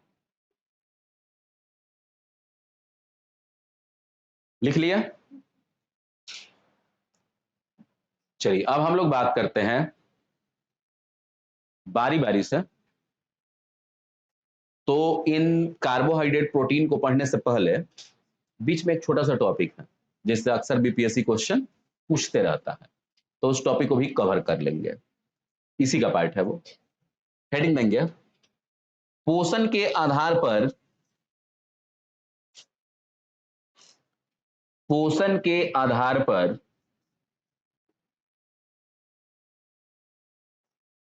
पोषण के आधार पर जीवों का वर्गीकरण, जीवों का वर्गीकरण। पोषण का मतलब हुआ कि जिस प्रक्रिया से हम लोग ऊर्जा प्राप्त करते हैं, ठीक ना। मतलब अगर ये कभी, हालांकि पॉसिबिलिटी नहीं है, ऐसे सोसाइटी में लोग पूछ सकते हैं, बट मेरा ये मानना है कि हम सोसाइटी को अपना नॉलेज दिखाने के लिए नहीं पढ़ रहे हैं।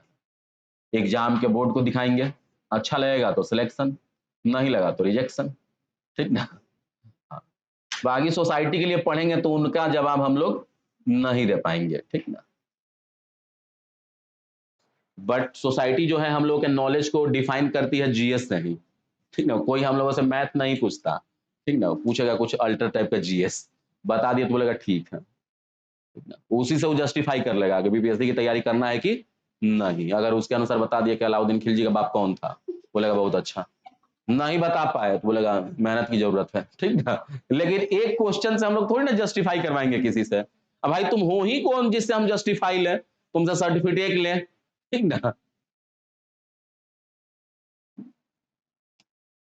तो देखो, पोषण के आधार पर जब हम लोग इस पृथ्वी पर रहने वाले जीवों का वर्गीकरण करते हैं तो दो तरह के जीव मिलते हैं।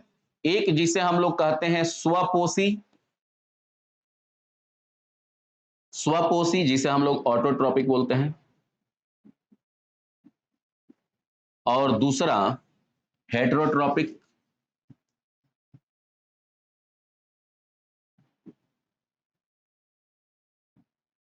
जिसे हम लोग कहते हैं विषमपोषी। स्वपोषी और परपोषी, परपोषी विषमपोषी जो बोलना है सब जायज है।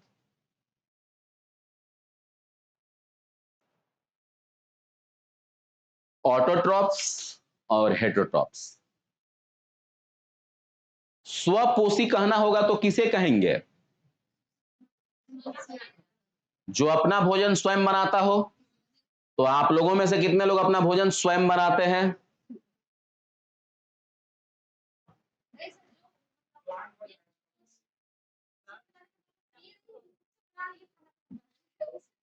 कैसे है?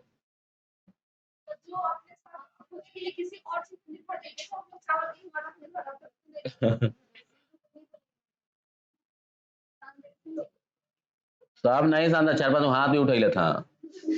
हाँ, तुम अपने आगे ना देख रही हो।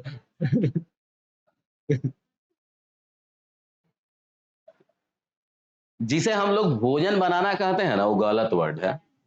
हम लोग भोजन पकाते हैं। अंग्रेजी में फूड कुक करते हैं हम लोग, सिंथेसिस नहीं करते। बट हम लोग अपने रीजनल टोन में पकाना बनाना में कोई अंतर नहीं है, ठीक ना। तो हम लोगों से कोई पूछेगा भोजन बनाते हो, बोलेंगे नहीं। तो कल देखे भात पकाते हुए, बोलना कि पका रहे थे, बना नहीं रहे थे, ठीक ना। यानी यहाँ पे भोजन बनाने का मतलब है कि सिंथेसिस करना। तो ये सिंथेसिस संश्लेषण कौन करते हैं? ग्रीन प्लांट करते हैं। और जो ऐसा नहीं करते वो हेटेरोट्रॉपिक, विषमपोषी, ठीक है। तो स्वपोषी में क्या लिखेंगे? जो अपना भोजन स्वयं संश्लेषित करता हो। संश्लेषित लिख देंगे ना तो बनाना में फिर कंफ्यूज हो जाओगे, ठीक ना। जो अपना भोजन स्वयं संश्लेषित करता हो,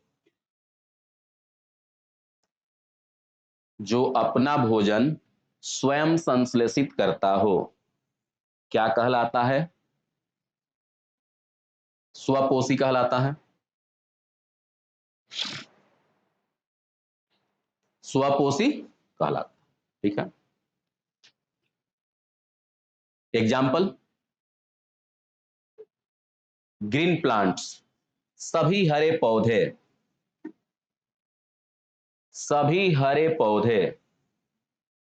तो यहां पर हरे पौधे का मतलब वो पौधा नहीं जो हरा है। जो हरा है, हरा नहीं है, जिसमें क्लोरोफिल है। जिस पौधे में क्लोरोफिल है वो बायोलॉजी में हरा पौधा है। लेकिन अब ये भी पढ़ोगे कि क्लोरोफिल हरा रंग का होता है।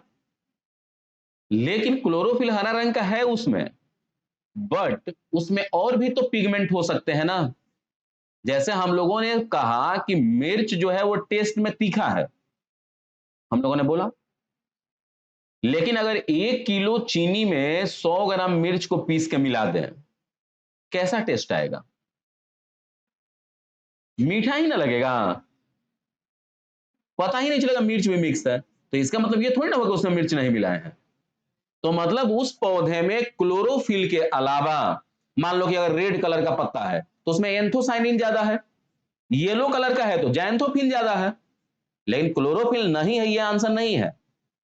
तो जिसके पास क्लोरोफिल है वो ग्रीन प्लांट है, ठीक है, हरा हो नहीं हो वो हमारा मैटर नहीं है। तो एग्जांपल्स क्या होगा, सभी हरे पौधे, साइनोबैक्टीरिया, साइनोबैक्टीरिया नाम सुने हो, साइनोबैक्टीरिया, साइनोबैक्टीरिया को हिंदी में भी साइनोबैक्टीरिया ही लिखेंगे। और इसी का एग्जाम में पूछता है ब्लू ग्रीन एल्गी,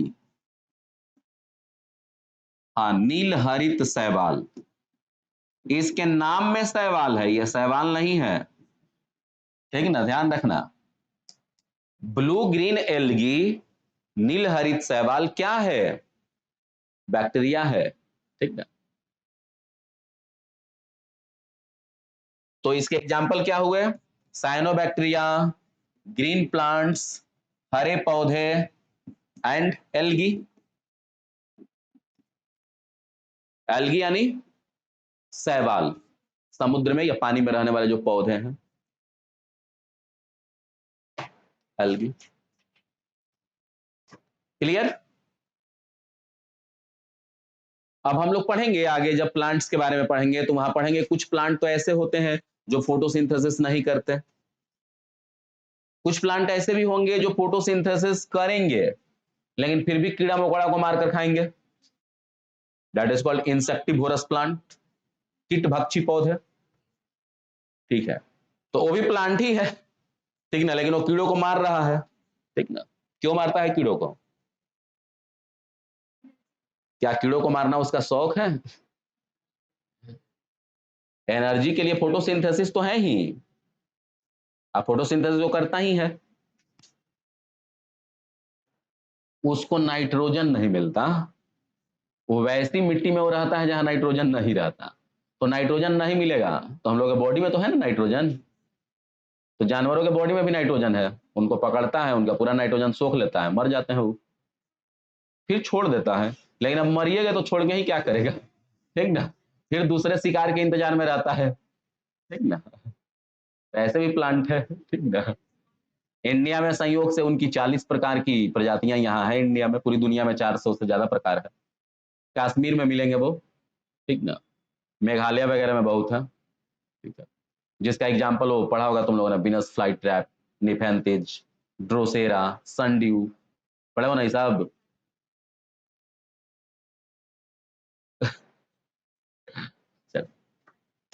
सब रिवीजन हो जाएगा, ठीक ना, जितना दिन है उतना दिन में सारे पॉइंट रिवीजन हो जाएंगे, इसलिए बस तुम लोग दिमाग लेके आना, यानी कि दिमाग घर पे छोड़ देना कि 20 रुपया कल दिए थे दोस्त को दिया कि नहीं, तो छोड़ देना अभी।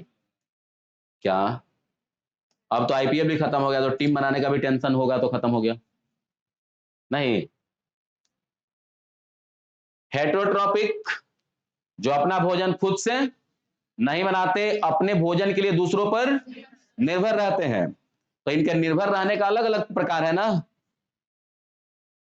दूसरे पे तो निर्भर है बट डिपेंडेंसी इनकी अलग अलग लोगों पे है, तो इनके टाइप हो जाते हैं फिर ढेर सारे, जैसे हार्बीवोरस, शाकाहारी, हार्बीवोरस शाकाहारी, ओनली प्लांट बेस्ड, ये केवल प्लांट पे ही निर्भर है, पौधों पर निर्भर, या तो पौधा खाएंगे या पौधा के प्रोडक्ट को खाएंगे, इनका भोजन क्या होगा, या तो पौधा या तो पौधा का प्रोडक्ट, मतलब ये गेहूं का पौधा भी खाएंगे, गेहूं भी खाएंगे, जैसे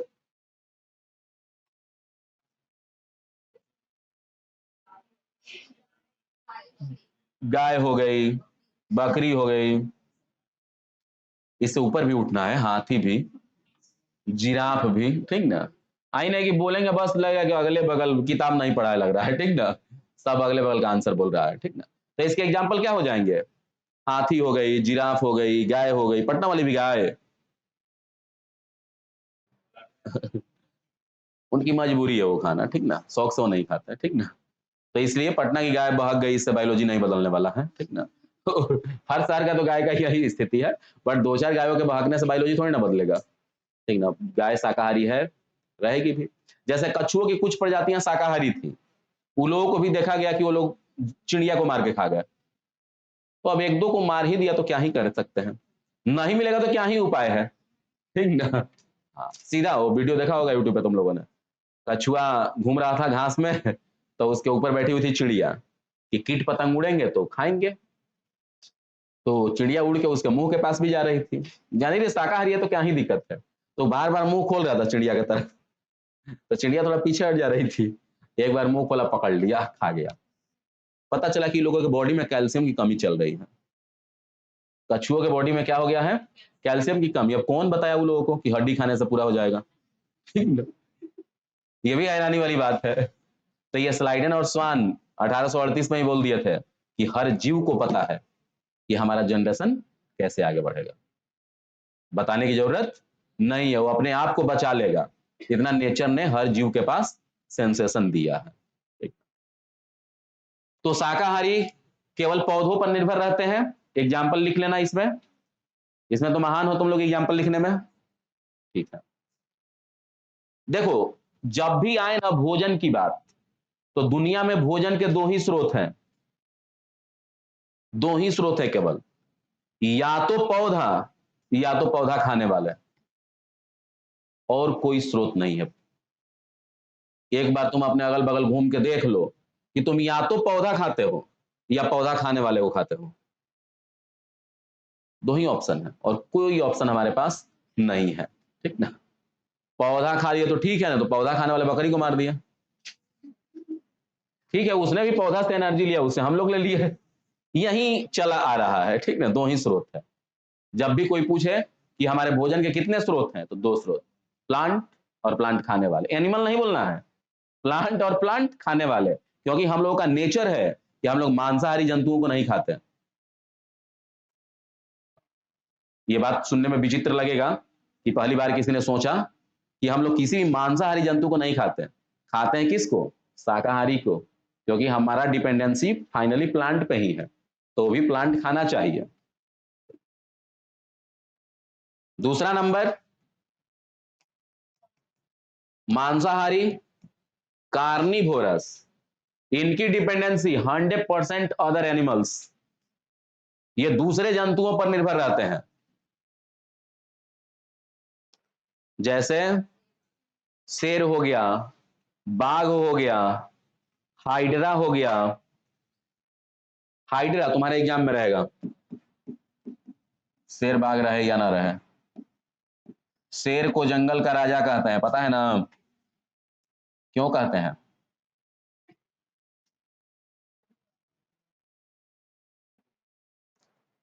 लिखो, क्या लिखे? शेर, बाघ, हाइड्रा। हाइड्रा पानी में रहने वाला एक जीव है, छोटा सा जीव है, बट दूसरे जीवों को मार के खाता है ये। और समुद्र मंथन से अमृत निकला था तो 2 बूंदी भी पी लिया, मरता भी नहीं है ये। इसको काटेंगे भी तो नया नया हाइड्रा बन जाएगा, इसको काटेंगे तो इसका घाव ठीक हो जाएगा, मरेगा नहीं। अमृत नहीं मिला था। साइंस में है स्टेम सेल, स्टेम सेल इसमें है, रीजनरेशन की कैपेसिटी इसमें बहुत हाई है, इसलिए ऐसा होता है। जैसे छिपकली का पूंछ देखते नहीं हो, तोड़ लेती है, ठीक ना। जब भी उसको लगता है कोई जानवर हमारा पूंछ पकड़ लिया, तो पूंछ तोड़ लेती है। तो जानवर ही ना समझे कि कुछ नॉन लिविंग थिंग्स देके भाग गई, इसलिए उसके पूंछ में नेचर ने दिया है कि पूंछ पड़कते रहेगा, ताकि जानवर को ये एहसास हो कि छिपकली ही है, ठीक ना। फिर उसका तो नया पूंछ आ जाता है। हम लोगों का लीवर ज्वाइंटिस हो जाता है बहुत लोगों को, तो डॉक्टर बोलता है कि 30% लीवर खत्म। फिर भी हम लोग खाना पीना खा के फिर 500-6 साल में कर लेते हैं क्या, 5 साल में फिर हो जाता है 100%। हम लोग के लीवर में भी रीजनरेशन होता है। हाइड्रा में कुछ ज्यादा ही रीजनरेशन है, इसलिए ये अमर है, इमोर्टल है पृथ्वी पर, ठीक ना। कहानियों के अनुसार जैसे अमृत मिला था, ठीक ना। जैसे वो पढ़े हो ना तुम लोग, जेनो ट्रांसप्लांटेशन,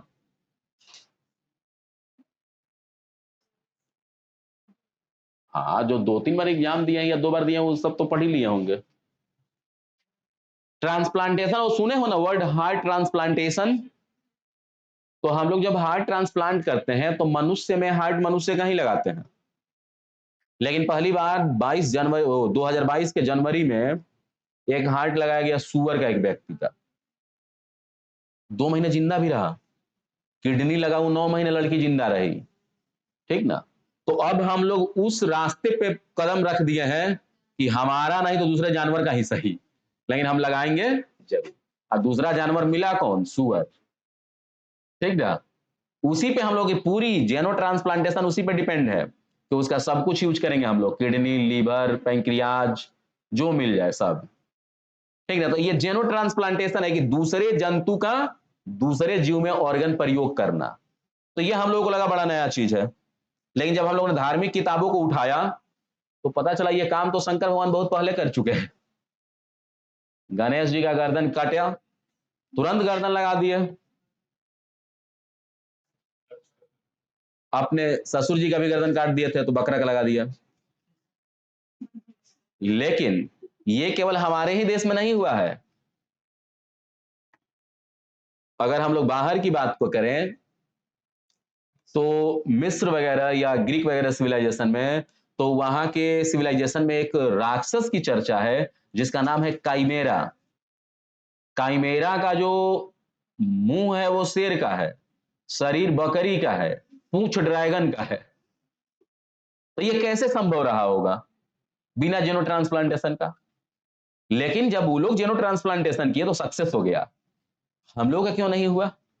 तब हम लोग किताबों को फिर से बढ़िया से पढ़ा, धार्मिक किताबों को, तो पता चला कि गणेश जी का जब गर्दन लगाया गया हाथी का तो उनको अमृत भी पिलाया गया था ताकि ये गर्दन सपोर्ट करे। और हम लोगों की बॉडी ही सपोर्ट नहीं करती दूसरे के ऑर्गन का, तो हम लोग वैसे एंटीजन पे अभी काम कर रहे हैं कि अगर वैसा एंटीजन हम लोगों ने बना लिया, जैसे हम लोगों के बॉडी में 4 तरह के एंटीजन है, ठीक ना। इम्यूनोग्लोबिन ए, इम्यूनोग्लोबिन जी, इम्यूनोग्लोबिन एम, इम्यूनोग्लोबिन डी, ये सब हम लोग के बॉडी में है जो बाहर के ऑर्गन को सपोर्ट करे। तो ऐसा हम लोग एंटीजन बना रहे हैं, यानी उस टाइम में जो अमृत था उस टाइम में वो मेडिसिन है, तो वैसा मेडिसिन भी हम लोग कुछ 10 सालों में बना लेंगे। फिर हम लोगों को सूअरों को भी देख के रिस्पेक्ट से बोलना होगा, ठीक है ना, हेल्दी रहो, जरूरत पड़ेगा कभी, ठीक ना। फिर शहर से भिखारियों को उठाना नहीं पड़ेगा, ठीक ना। वो एक डॉक्टर था 200 किडनी निकाल दिया था रिक्शा वाले सबका, ठीक ना। तो रिक्शा वाला को दोस्त बनाता था, किडनी निकाल लेता था, रिक्शा वाला को पता नहीं चलता था। हाँ, जब उसके हॉस्पिटल पे गए लोग तो पता ही नहीं चल रहा था। तब एक व्यक्ति को ध्यान आया कि कैमरा में बार बार एक व्यक्ति आ रहा है, तो एक व्यक्ति पहचान ले तो रिक्शा वाला है। तो रिक्शा वाला से मिले वो लोग, पूछे कि तुम हॉस्पिटल क्या करने आए थे इतने बड़े हॉस्पिटल में? बोला डॉक्टर साहब हमारे दोस्त है तो आना जाना रहता है हमेशा। बोला दोस्त तुम्हारा? तो बोला कि हाँ, कई बार हम गए हैं, परसों दिन ही गए थे, अभी पिछला 2 महीना पहले मेरा तबीयत खराब हो गया था, डॉक्टर साहब 4 दिन भर्ती किए, कोई दवाई नहीं दिए, ठीक है, बाकी इलाज भी किए, खाना पीना भी दिए। बोला कहाँ, कुछ सर्जरी वर्जरी भी हुआ था? तुरंत दिखाया कि इधर, तुरंत चेक हुआ, वो गायब है किडनी। ठीक ना। तो ऐसे चल रहा था गेम। तीसरा नंबर, सर्वाहारी। सर्वाहारी को हम लोग बोलते हैं ओमनीभोरस। क्या बोलते हैं? ओमनीभोरस। सर्वाहारी, ओमनीभोरस, ओमनीभोरस।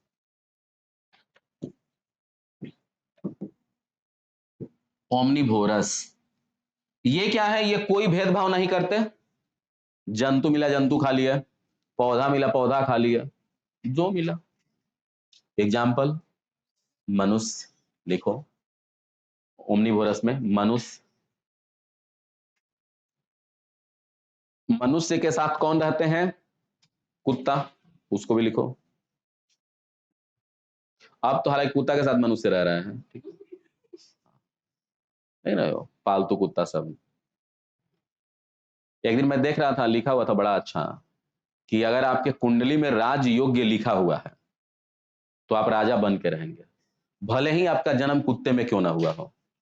इतना बोलने के बाद वो मालिक और कुत्ता का रिलेशन दिखाया, कुत्ता का बाल झाड़ रहे थे, कुत्ता आराम से लेटा हुआ था, तू राजा ही ना है, जिसको कोई टेंशन ही नहीं है, मालिक सुबह जाएंगे, ले जाएंगे बाथरूम कराने, फिर लाके पैर और धोएंगे, ठीक है, तो ये राजा वाला ही जीवन है ना, फिर उसको पपीता दही देंगे खाने के लिए, ठीक ना, तो ये तो राजा वाला ही जीवन है, ठीक ना, लेकिन अफसोस की जन्म उसका किसमें हो गया है, कुत्ता में हो गया है, लेकिन कुंडली वही है कि राजा बनेगा, ठीक ना।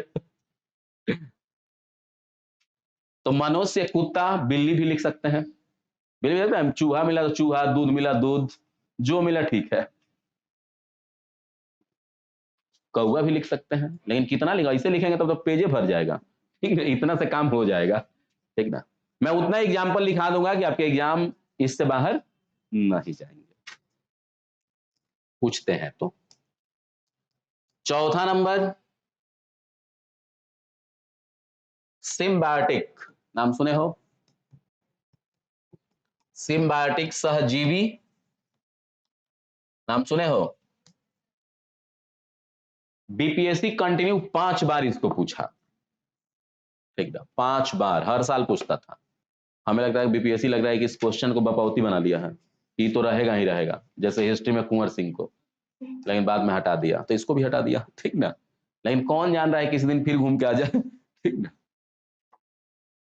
तो सहजीवी में क्या होता है ना कि दो जीव एक साथ रहते हैं, दो जीव एक साथ रहेंगे और दोनों एक दूसरे को लाभ पहुंचाएंगे, दो जीव साथ रहेंगे और दोनों एक दूसरे को लाभ पहुंचाएंगे, दोनों एक दूसरे को बेनिफिट देंगे, ऐसा नहीं कि एक को फायदा होगा एक को नुकसान होगा, ठीक है, तो इसमें लिख लेंगे दो जीव साथ रहेंगे, दोनों एक दूसरे को लाभ पहुंचाएंगे।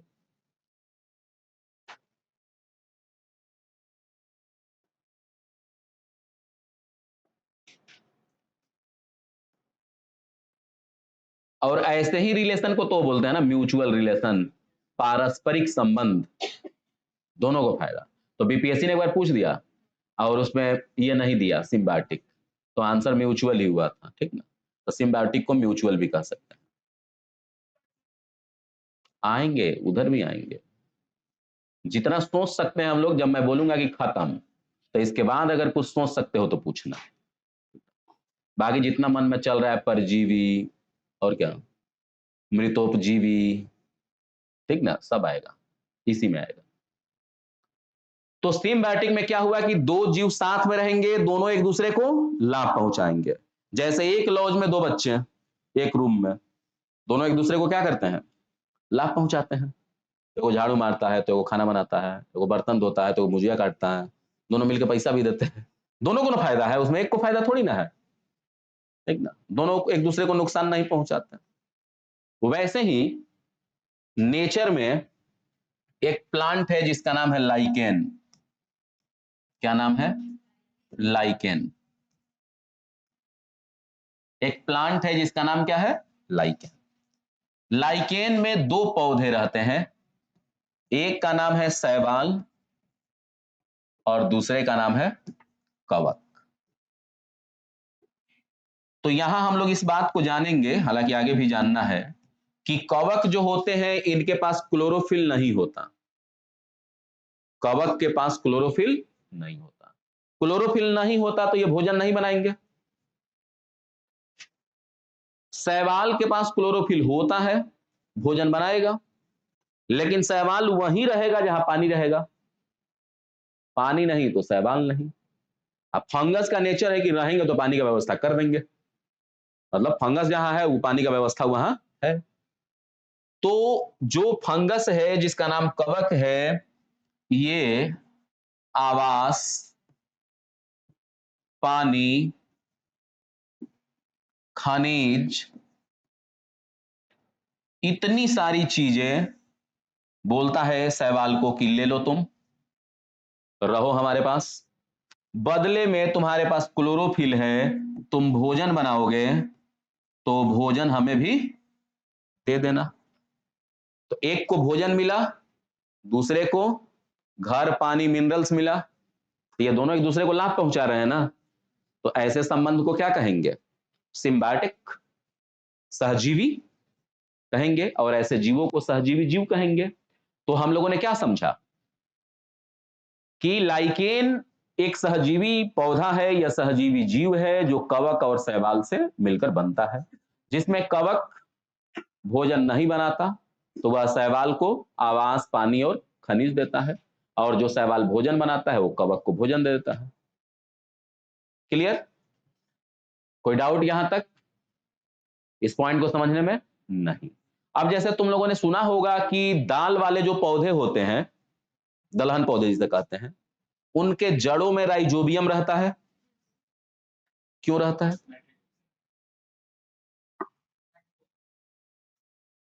तो नाइट्रोजन की पूर्ति पूरी दुनिया के पौधों को हो जा रहा है, दाल वाले का नहीं हो रहा है।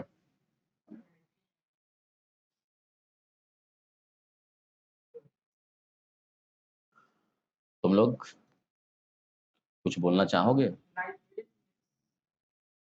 हाँ, ठीक है। देखो, दुनिया में जितने पौधे हैं सबको नाइट्रोजन चाहिए, ऐसा नहीं है कि दाल को चाहिए, तो सबको नाइट्रोजन चाहिए। बट वायुमंडल में जो नाइट्रोजन है, ये लिख लिए ना, अगर हम लोग बात करते हैं कि जो वायुमंडल में नाइट्रोजन है वो N2 के रूप में है, ठीक ना, और 78% है।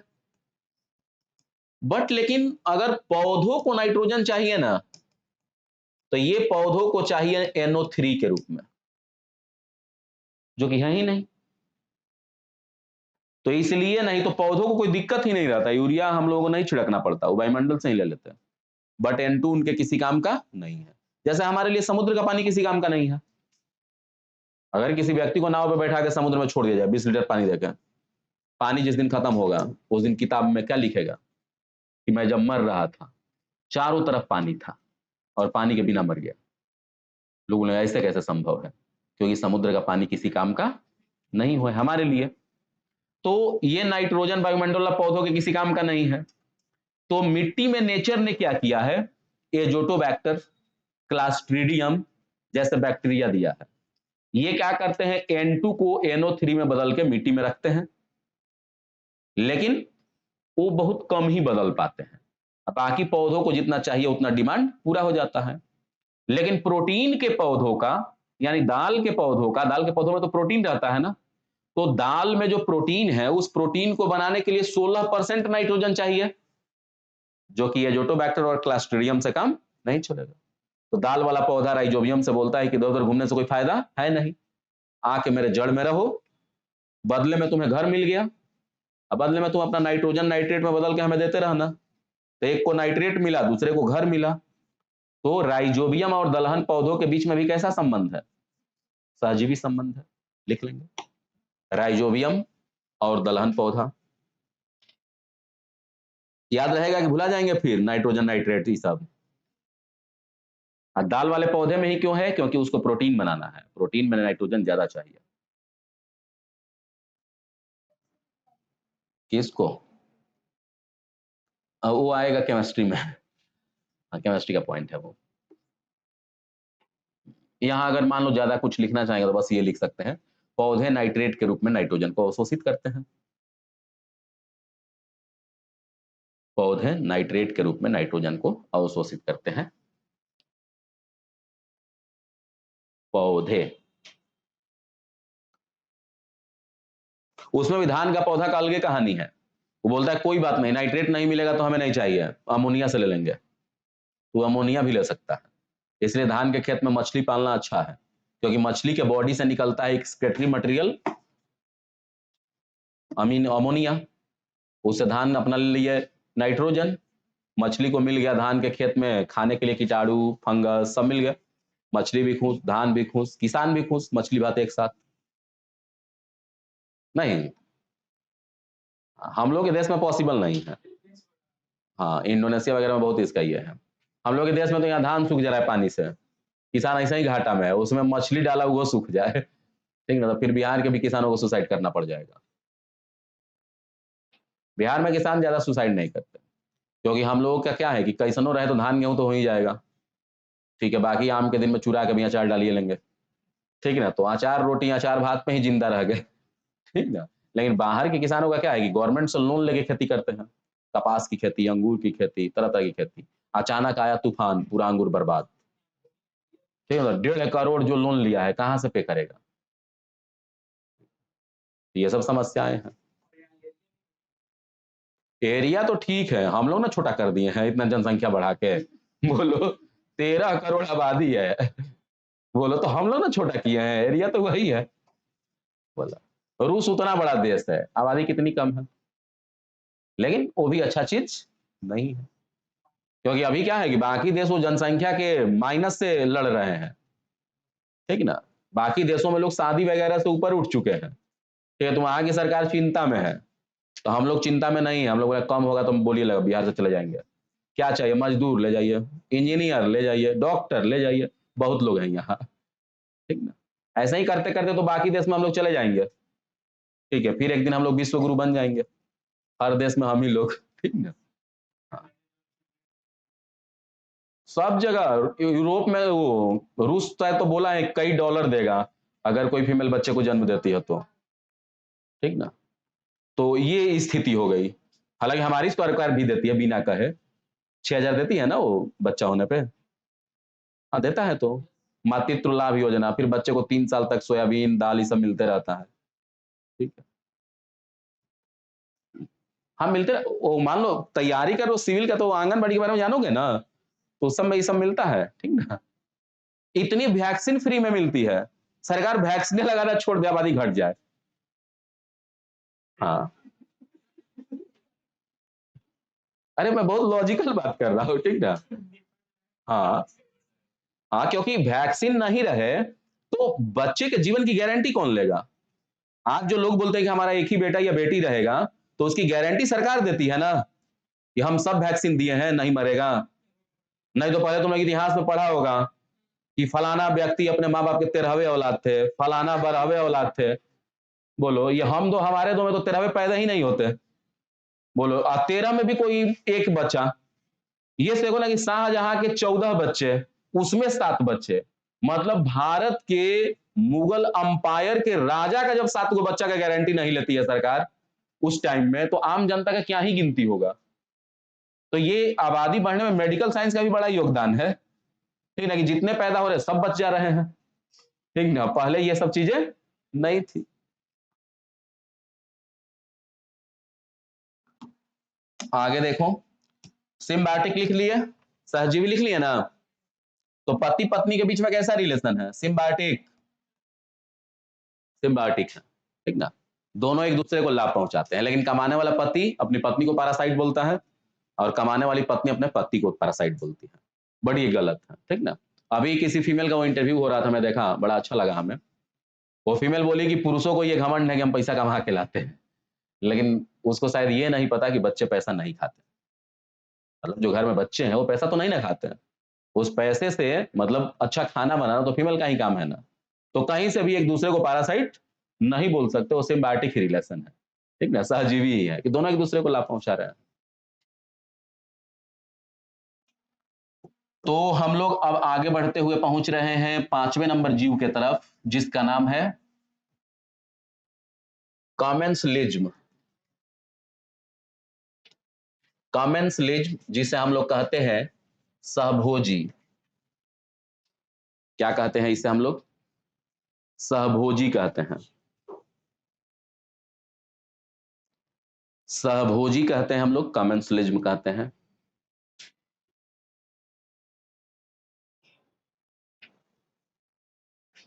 नाम सुने हो ये, अब सुन, फिर 22 साल क्या किया, किताब नहीं पढ़े।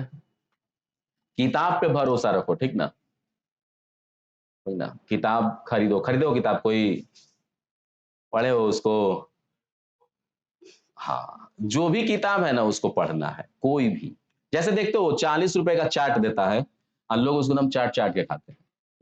मतलब 40 रुपया वसूल करने के एकदम चम्मच और प्लेट के बीच में एकदम फ्रिक्शन फोर्स अप्लाई कर रहे हैं कि बचे नहीं। और मान लो तुम 300 का किताब खरीद के कैसे इग्नोर कर सकते हो, उसके भी तो पन्ना पन्ना वसूल कर लेना चाहिए पढ़ के। लेकिन ऐसा नेचर ही नहीं, हम लोग केवल उसमें लगे हुए हैं। लेकिन वो पिज्जा देखो खाने के लिए लोग कितना मरे हुए हैं। तो मतलब अगर तुम बाकी चीजों को समझते हो कि पैसा लगा है, तो किताब में भी तो पैसा लगा है ना। तो इसको भी जिस दिन वसूल करने पे आ जाओगे तो उस दिन फिर ज्ञान की कमी नहीं रहेगी। लेकिन हम लोग बाकी चीजों को वसूल करते हैं किताब छोड़ के, ठीक ना। सहभोजी में क्या होता है ना कि दो जीव साथ रहेंगे, एक को फायदा होगा, दूसरा अप्रभावित रहेगा, मतलब वन साइडेड फायदे हैं इसमें। क्या लिखेंगे? दो जीव साथ में रहेंगे, एक को फायदा, दूसरा अप्रभावित। एक को फायदा, दूसरा अप्रभावित। अप्रभावित अनअफेक्टेड। एक को फायदा है, दूसरा को कोई फर्क ही नहीं पड़ता, रहो या मत रहो। तो ऐसे रिलेशन देखे जीवन में आप लोगों ने कभी? सोचकर बताओ, जिसमें एक को मतलब दो साथ में रह रहे हैं, एक को फायदा है और एक को कोई फर्क नहीं पड़ता। तो सुनो पानी। तो जैसे तुम लोगों ने देखा होगा कि कोई जानवर ग्रेजिंग करता है, चरता है, तो उसके बॉडी पे चिड़िया बैठी रहती है। तो एक चिड़िया बैठी रहती है जो जानवरों के बॉडी में जो लग गए हैं कीड़े, उसको खाती है। तो उसमें है कि जानवर को भी फायदा है कि उसकी बॉडी जो है जानवरों से, किलनी से सुरक्षित हो रही है, दूसरे चिड़िया को भोजन मिल रहा है, तो ये तो सिम्बायोटिक हुआ ना। लेकिन जो चिड़िया इसलिए बैठी है उस जानवर के सींग पर कि जब घास में जाएगा तो घास से कीट पतंग उड़ेंगे और उस कीट पतंग को हम खाएंगे, तो उससे जो गाय घूम रही है उसको क्या ही फर्क पड़ता है। ऐसे भी वो घास चरती तो कीट उड़ते, कीट को कौन खाता नहीं खाता उससे क्या ही फर्क पड़ता उसको। लेकिन एक है जिसको फायदा हो रहा है।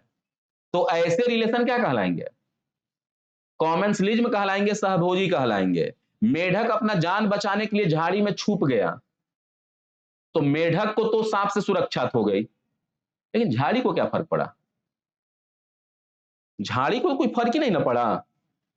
मेढक उसी में से छुप के अपना खाना भी खोज लिया, कीट पतंग को खींच लिया, लेकिन उससे क्या हुआ? झाड़ी को कुछ फर्क नहीं पड़ता है। शार्क मछली का मुंह जो है ना वो छोटा है, अब बॉडी जो है उसका बड़ा है। तो हम लोग खाना अपने मुंह के अनुसार लेते हैं प्लेट में कि पेट के अनुसार?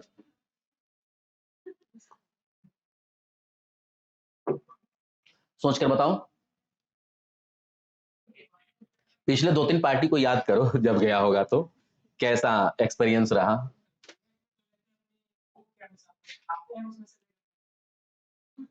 नहीं, मेरा जो क्वेश्चन है उसका आंसर देना है, क्वेश्चन को मॉडिफाई नहीं करना है। क्वेश्चन केवल एक लाइन में है कि हम लोग जो प्लेट में खाना लेते हैं मुंह के अनुसार कि पेट के अनुसार। ये नहीं बोला कि सर भूख लगल था कि नहीं लगा, वो प्राइमरी नहीं, टर्शियरी मैटर है, ठीक ना। भूख लगा तभी तो पार्टी में गया।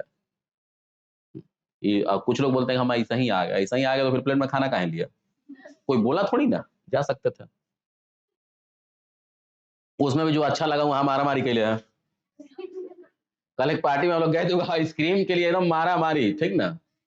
हाँ हाँ, मारा मारी चल रहा था, ठीक है। तो हम गए तो और भीड़ था, हम बोले 3 आइसक्रीम दो तो दूल्हा दुल्हन के लिए, तुरंत दिया, ठीक है। हम लोग 3 दोस्त थे, खा गए उधर ही, ठीक है। क्योंकि शादी में उस दिन किसी का कोई वैल्यू नहीं है दूल्हा दुल्हन के अलावा, ठीक ना। तो हमें अच्छा लगा कि ऐसे तरीके अप्लाई किए जा सकते हैं। चलो देखो, तो शार्क मछली का ना मतलब दुनिया में नियम यही है कि हम लोग खाना अपने पेट के अनुसार लेते हैं, ठीक ना। देख लो बहुत एकदम लिकी लिकी पतला व्यक्ति प्लेट एकदम भर ले है, ठीक है। पता चलता है कि वो पुलाव के ऊपर भी 2 रसगुल्ला रख ले, उसके पुलाव से भी रसगुल्ला का टेस्ट आ रहा। तो मुंह के अनुसार थोड़ी ना लिया है, पेट के अनुसार लिया है। तो शार्क मछली का बॉडी क्या है? बड़ा है, और मुंह नेचर ने दे दिया है छोटा। तो शिकार हमेशा खोजती है बड़ा, लेकिन बड़ा शिकार खा ही नहीं पाएगी, मतलब शार्क हम लोगों को नहीं खा सकती। मतलब खाएगी तो हाथ काट के, पैर काट के, ऐसे, मतलब डायरेक्ट व्हेल की तरह नहीं। तो शार्क मछली जब खाना खाती है तो उसके मुंह से खाना गिरेगा, मुंह छोटा है तो खाना तो गिरना नेचुरल है ना उसका। लेकिन उस शार्क मछली के पीछे रेमोरा फिश झुंड में घूमती है, और रेमोरा फिश उसके मुंह से गिरा हुआ खाना खाती है, ठीक ना। तो रेमोरा फिश को क्या है? फायदा है। और शार्क को क्या ही फर्क पड़ता। तो शार्क एंड रेमोरा फिश इसके एग्जाम्पल हो जाएंगे। Shark and remora fish,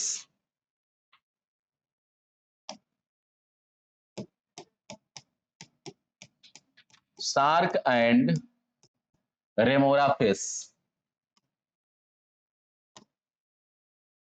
shark and remora, देख रहे हो ये फिगर, सार्क जा रही है, इसके पीछे ये झुंड में पीछे लगे हुए हैं, खाना खाएगी, खाना गिरेगा, ये खाएंगे, ठीक ना। बहुत सारे बच्चों के मन में आता है सार्क के बार घूम क्यों नहीं जाती, उसको पता चले तब तो। घूमेगी भी तो एकदम पीछे लगल है, ऐसे घूमेगी इधर आके, ठीक ना। ऐसे थोड़ी ना बोलेंगे कि बहन तुम यू टर्न हो, हम यही हैं, ऐसा तो ये लोग बोलेंगे नहीं, ठीक ना। या अगर ऐसा होता तो हमारे सिलेबस में ही नहीं होता ये टर्म, समझे बात को। आगे लिखो,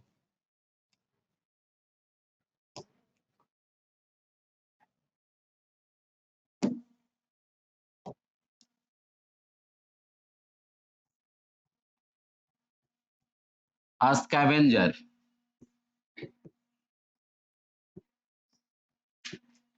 स्कैवेंजर नाम सुना होगा, एवेंजर नाम सुने हो, मूवी भी देखा होगा। एवेंजर लोगों का काम क्या है,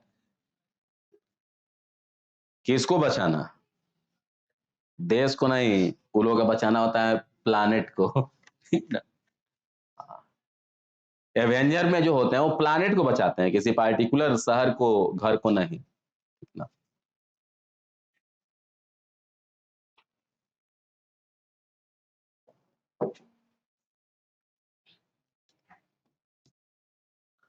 तो स्कैवेंजर का काम भी वही है जो एवेंजर का काम है, एवेंजर भी प्लानेट को बचाते हैं, स्कैवेंजर भी बचाते हैं, ठीक ना। वो बाहरी आक्रमण से बचाते हैं, ये इंटरनल आक्रमण से बचाते हैं। जैसे कोई जीव मर गया, सड़ेगा, सड़ेगा तो फिर उससे बीमारियां फैलेगी। जैसे शेर ने हिरण को खा लिया, तो उसको थोड़ी ना मतलब उसका हड्डी क्या होगा, तो उसका हड्डी वड्डी बटोर कर ले जाता है वो सियार, सियार भी कुछ दिन खाया फिर छोड़ दिया, सड़ने लगा मांस, इसके बाद गिद्ध, चील, सड़ा हुआ मांस ही खाते हैं, गिद्ध चील को जिंदा मांस नहीं चाहिए। वो अलग की बात है, बहुत भूख लगा है कभी मार ही दिए तो अलग बात है, नहीं तो वो इंतजार करते हैं मरने का। जैसे तुम लोगों ने वो मूवी देखा होगा चाइना गेट, देखे हो, जिसमें एक डाकू रहता है जिसका नाम होता है जकीरा, नहीं सुन, और जिस दिन पहाड़ पे चढ़ता है गिद्ध पूरा खुश हो जाते हैं, क्योंकि वो जिस दिन पहाड़ पे चढ़ता है किसी ना किसी को मारेगा, मारेगा तो गिद्धों को पता है कि मारेगा तो भोजन मिल जाएगा, तो इसलिए पूरा हैप्पी रहता है गिद्ध। तो ये जो अवेंजर सॉरी स्कैवेंजर होते हैं, इन्हें नेचुरल एवेंजर भी कहते हैं, प्राकृतिक एवेंजर कहते हैं, नेचर ने इन लोगों को भेजा है, और इनका काम है सड़े गले मांस को खाना। और इसके एग्जाम्पल क्या होंगे, गिद्ध, चील। तो गिद्ध चील को तो हम लोगों ने मार दिया, 1993 से 2003 के बीच में 8 करोड़ गिद्ध मर गए, भारत, पाकिस्तान, बांग्लादेश, अफगानिस्तान, श्रीलंका सब होते हुए, क्योंकि उस समय जानवरों की एक दवाई आती थी जो जानवरों में स्वेलिंग वगैरह का ट्रीटमेंट करता था, उसमें रहता था सोडियम डाइक्लोफेनिक नाम का केमिकल। कौन सा chemical, sodium diclofenac, sodium diclofenac नाम का केमिकल होता था। और ये दवाई अगर किसी जानवर को दे रहे हैं, अगर वो जानवर इलाज के ही दौरान मौत हो गई, तो जनरली जानवर को कहीं ना कहीं फेंक देंगे। तो अगर उस जानवर के मांस का एक टुकड़ा भी गिद्ध खा लिया, तो 30 दिन के अंदर में गिद्ध का लीवर डैमेज हो जाएगा। ऐसा ही हुआ, सभी गिद्ध मर गए। अब देखो गिद्धों को बचाने का अभियान चल रहा है, गिद्धों के लिए अलग अलग राज्यों में रेस्टोरेंट खुला गया है। रेस्टोरेंट का मतलब कि शहर वो जंगल के एक बाउंड्री कर दिया गया एरिया को, वहां कोई भी जानवर मरता है अगल बगल में तो एनजीओ वाले ले जाके पहले जानवर के बॉडी का टेस्ट करते हैं कि कोई जहर तो नहीं है, कोई केमिकल तो नहीं है, तब उस एरिया में रख देते हैं। तो गिद्ध अपना हैप्पी है, खा रहे हैं, ठीक ना। तो गिद्धों के विलुप्त होने का कारण क्या है, सोडियम डाइक्लोफेनिक नाम का केमिकल, जो मवेशियों की एक दवाई है, कभी कभी एग्जाम में दे देता है मवेशियों की दवाई, तो बिल्कुल आंसर होगा।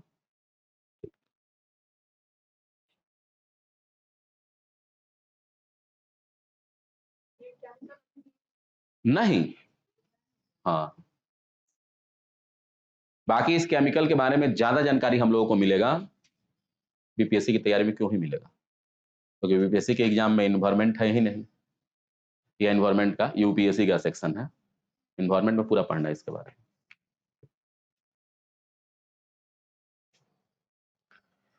तो बच्चों स्कैवेंजर समझ लिए, पारासाइट, पारासाइट बोलते हैं हम लोग परजीवी को।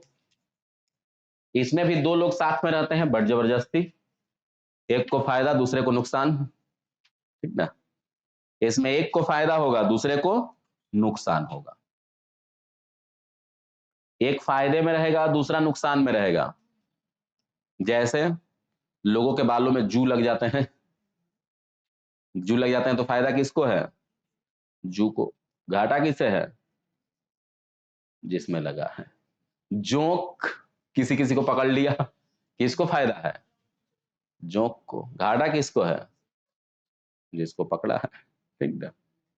आज जोंक को लोग नमक डाल के मार देते हैं, क्यों मर जाता है जोंक? नमक डालने पे जोंक क्यों मर जाता है? नहीं पता? कोई बात नहीं, सेल चैप्टर में पढ़ेंगे ये सब। रूल्स एक ही याद रखना है, जिधर कोई भी चीज कम होगा उधर जाएगा, केवल पैसा ही नहीं जाता है, इस नियम को फॉलो नहीं करता, बाकी दुनिया में सब चीज, ठीक ना। पैसा वाले उल्टे जाता है, जिधर है उधर और जाता है, ठीक ना। बाकी दुनिया में हर चीज का यही है, ज्यादा से कम की ओर। नमक में पानी कम है तो जोंक के बॉडी से पानी आ गया, यही तो होता है, ठीक ना। जोंक मर जाता है, ठीक ना। यही रूल्स काम करता है। इसी को लेकिन बायोलॉजी की भाषा में हम लोग पढ़ेंगे हाइपरटोनिक, हाइपोटोनिक, ठीक ना, आइसोटोनिक, ये सब चीजों को पढ़ेंगे वहां। लेकिन सिंपल कॉन्सेप्ट यही है कि जिधर कम है उधर अधिक से आएगा, ठीक ना।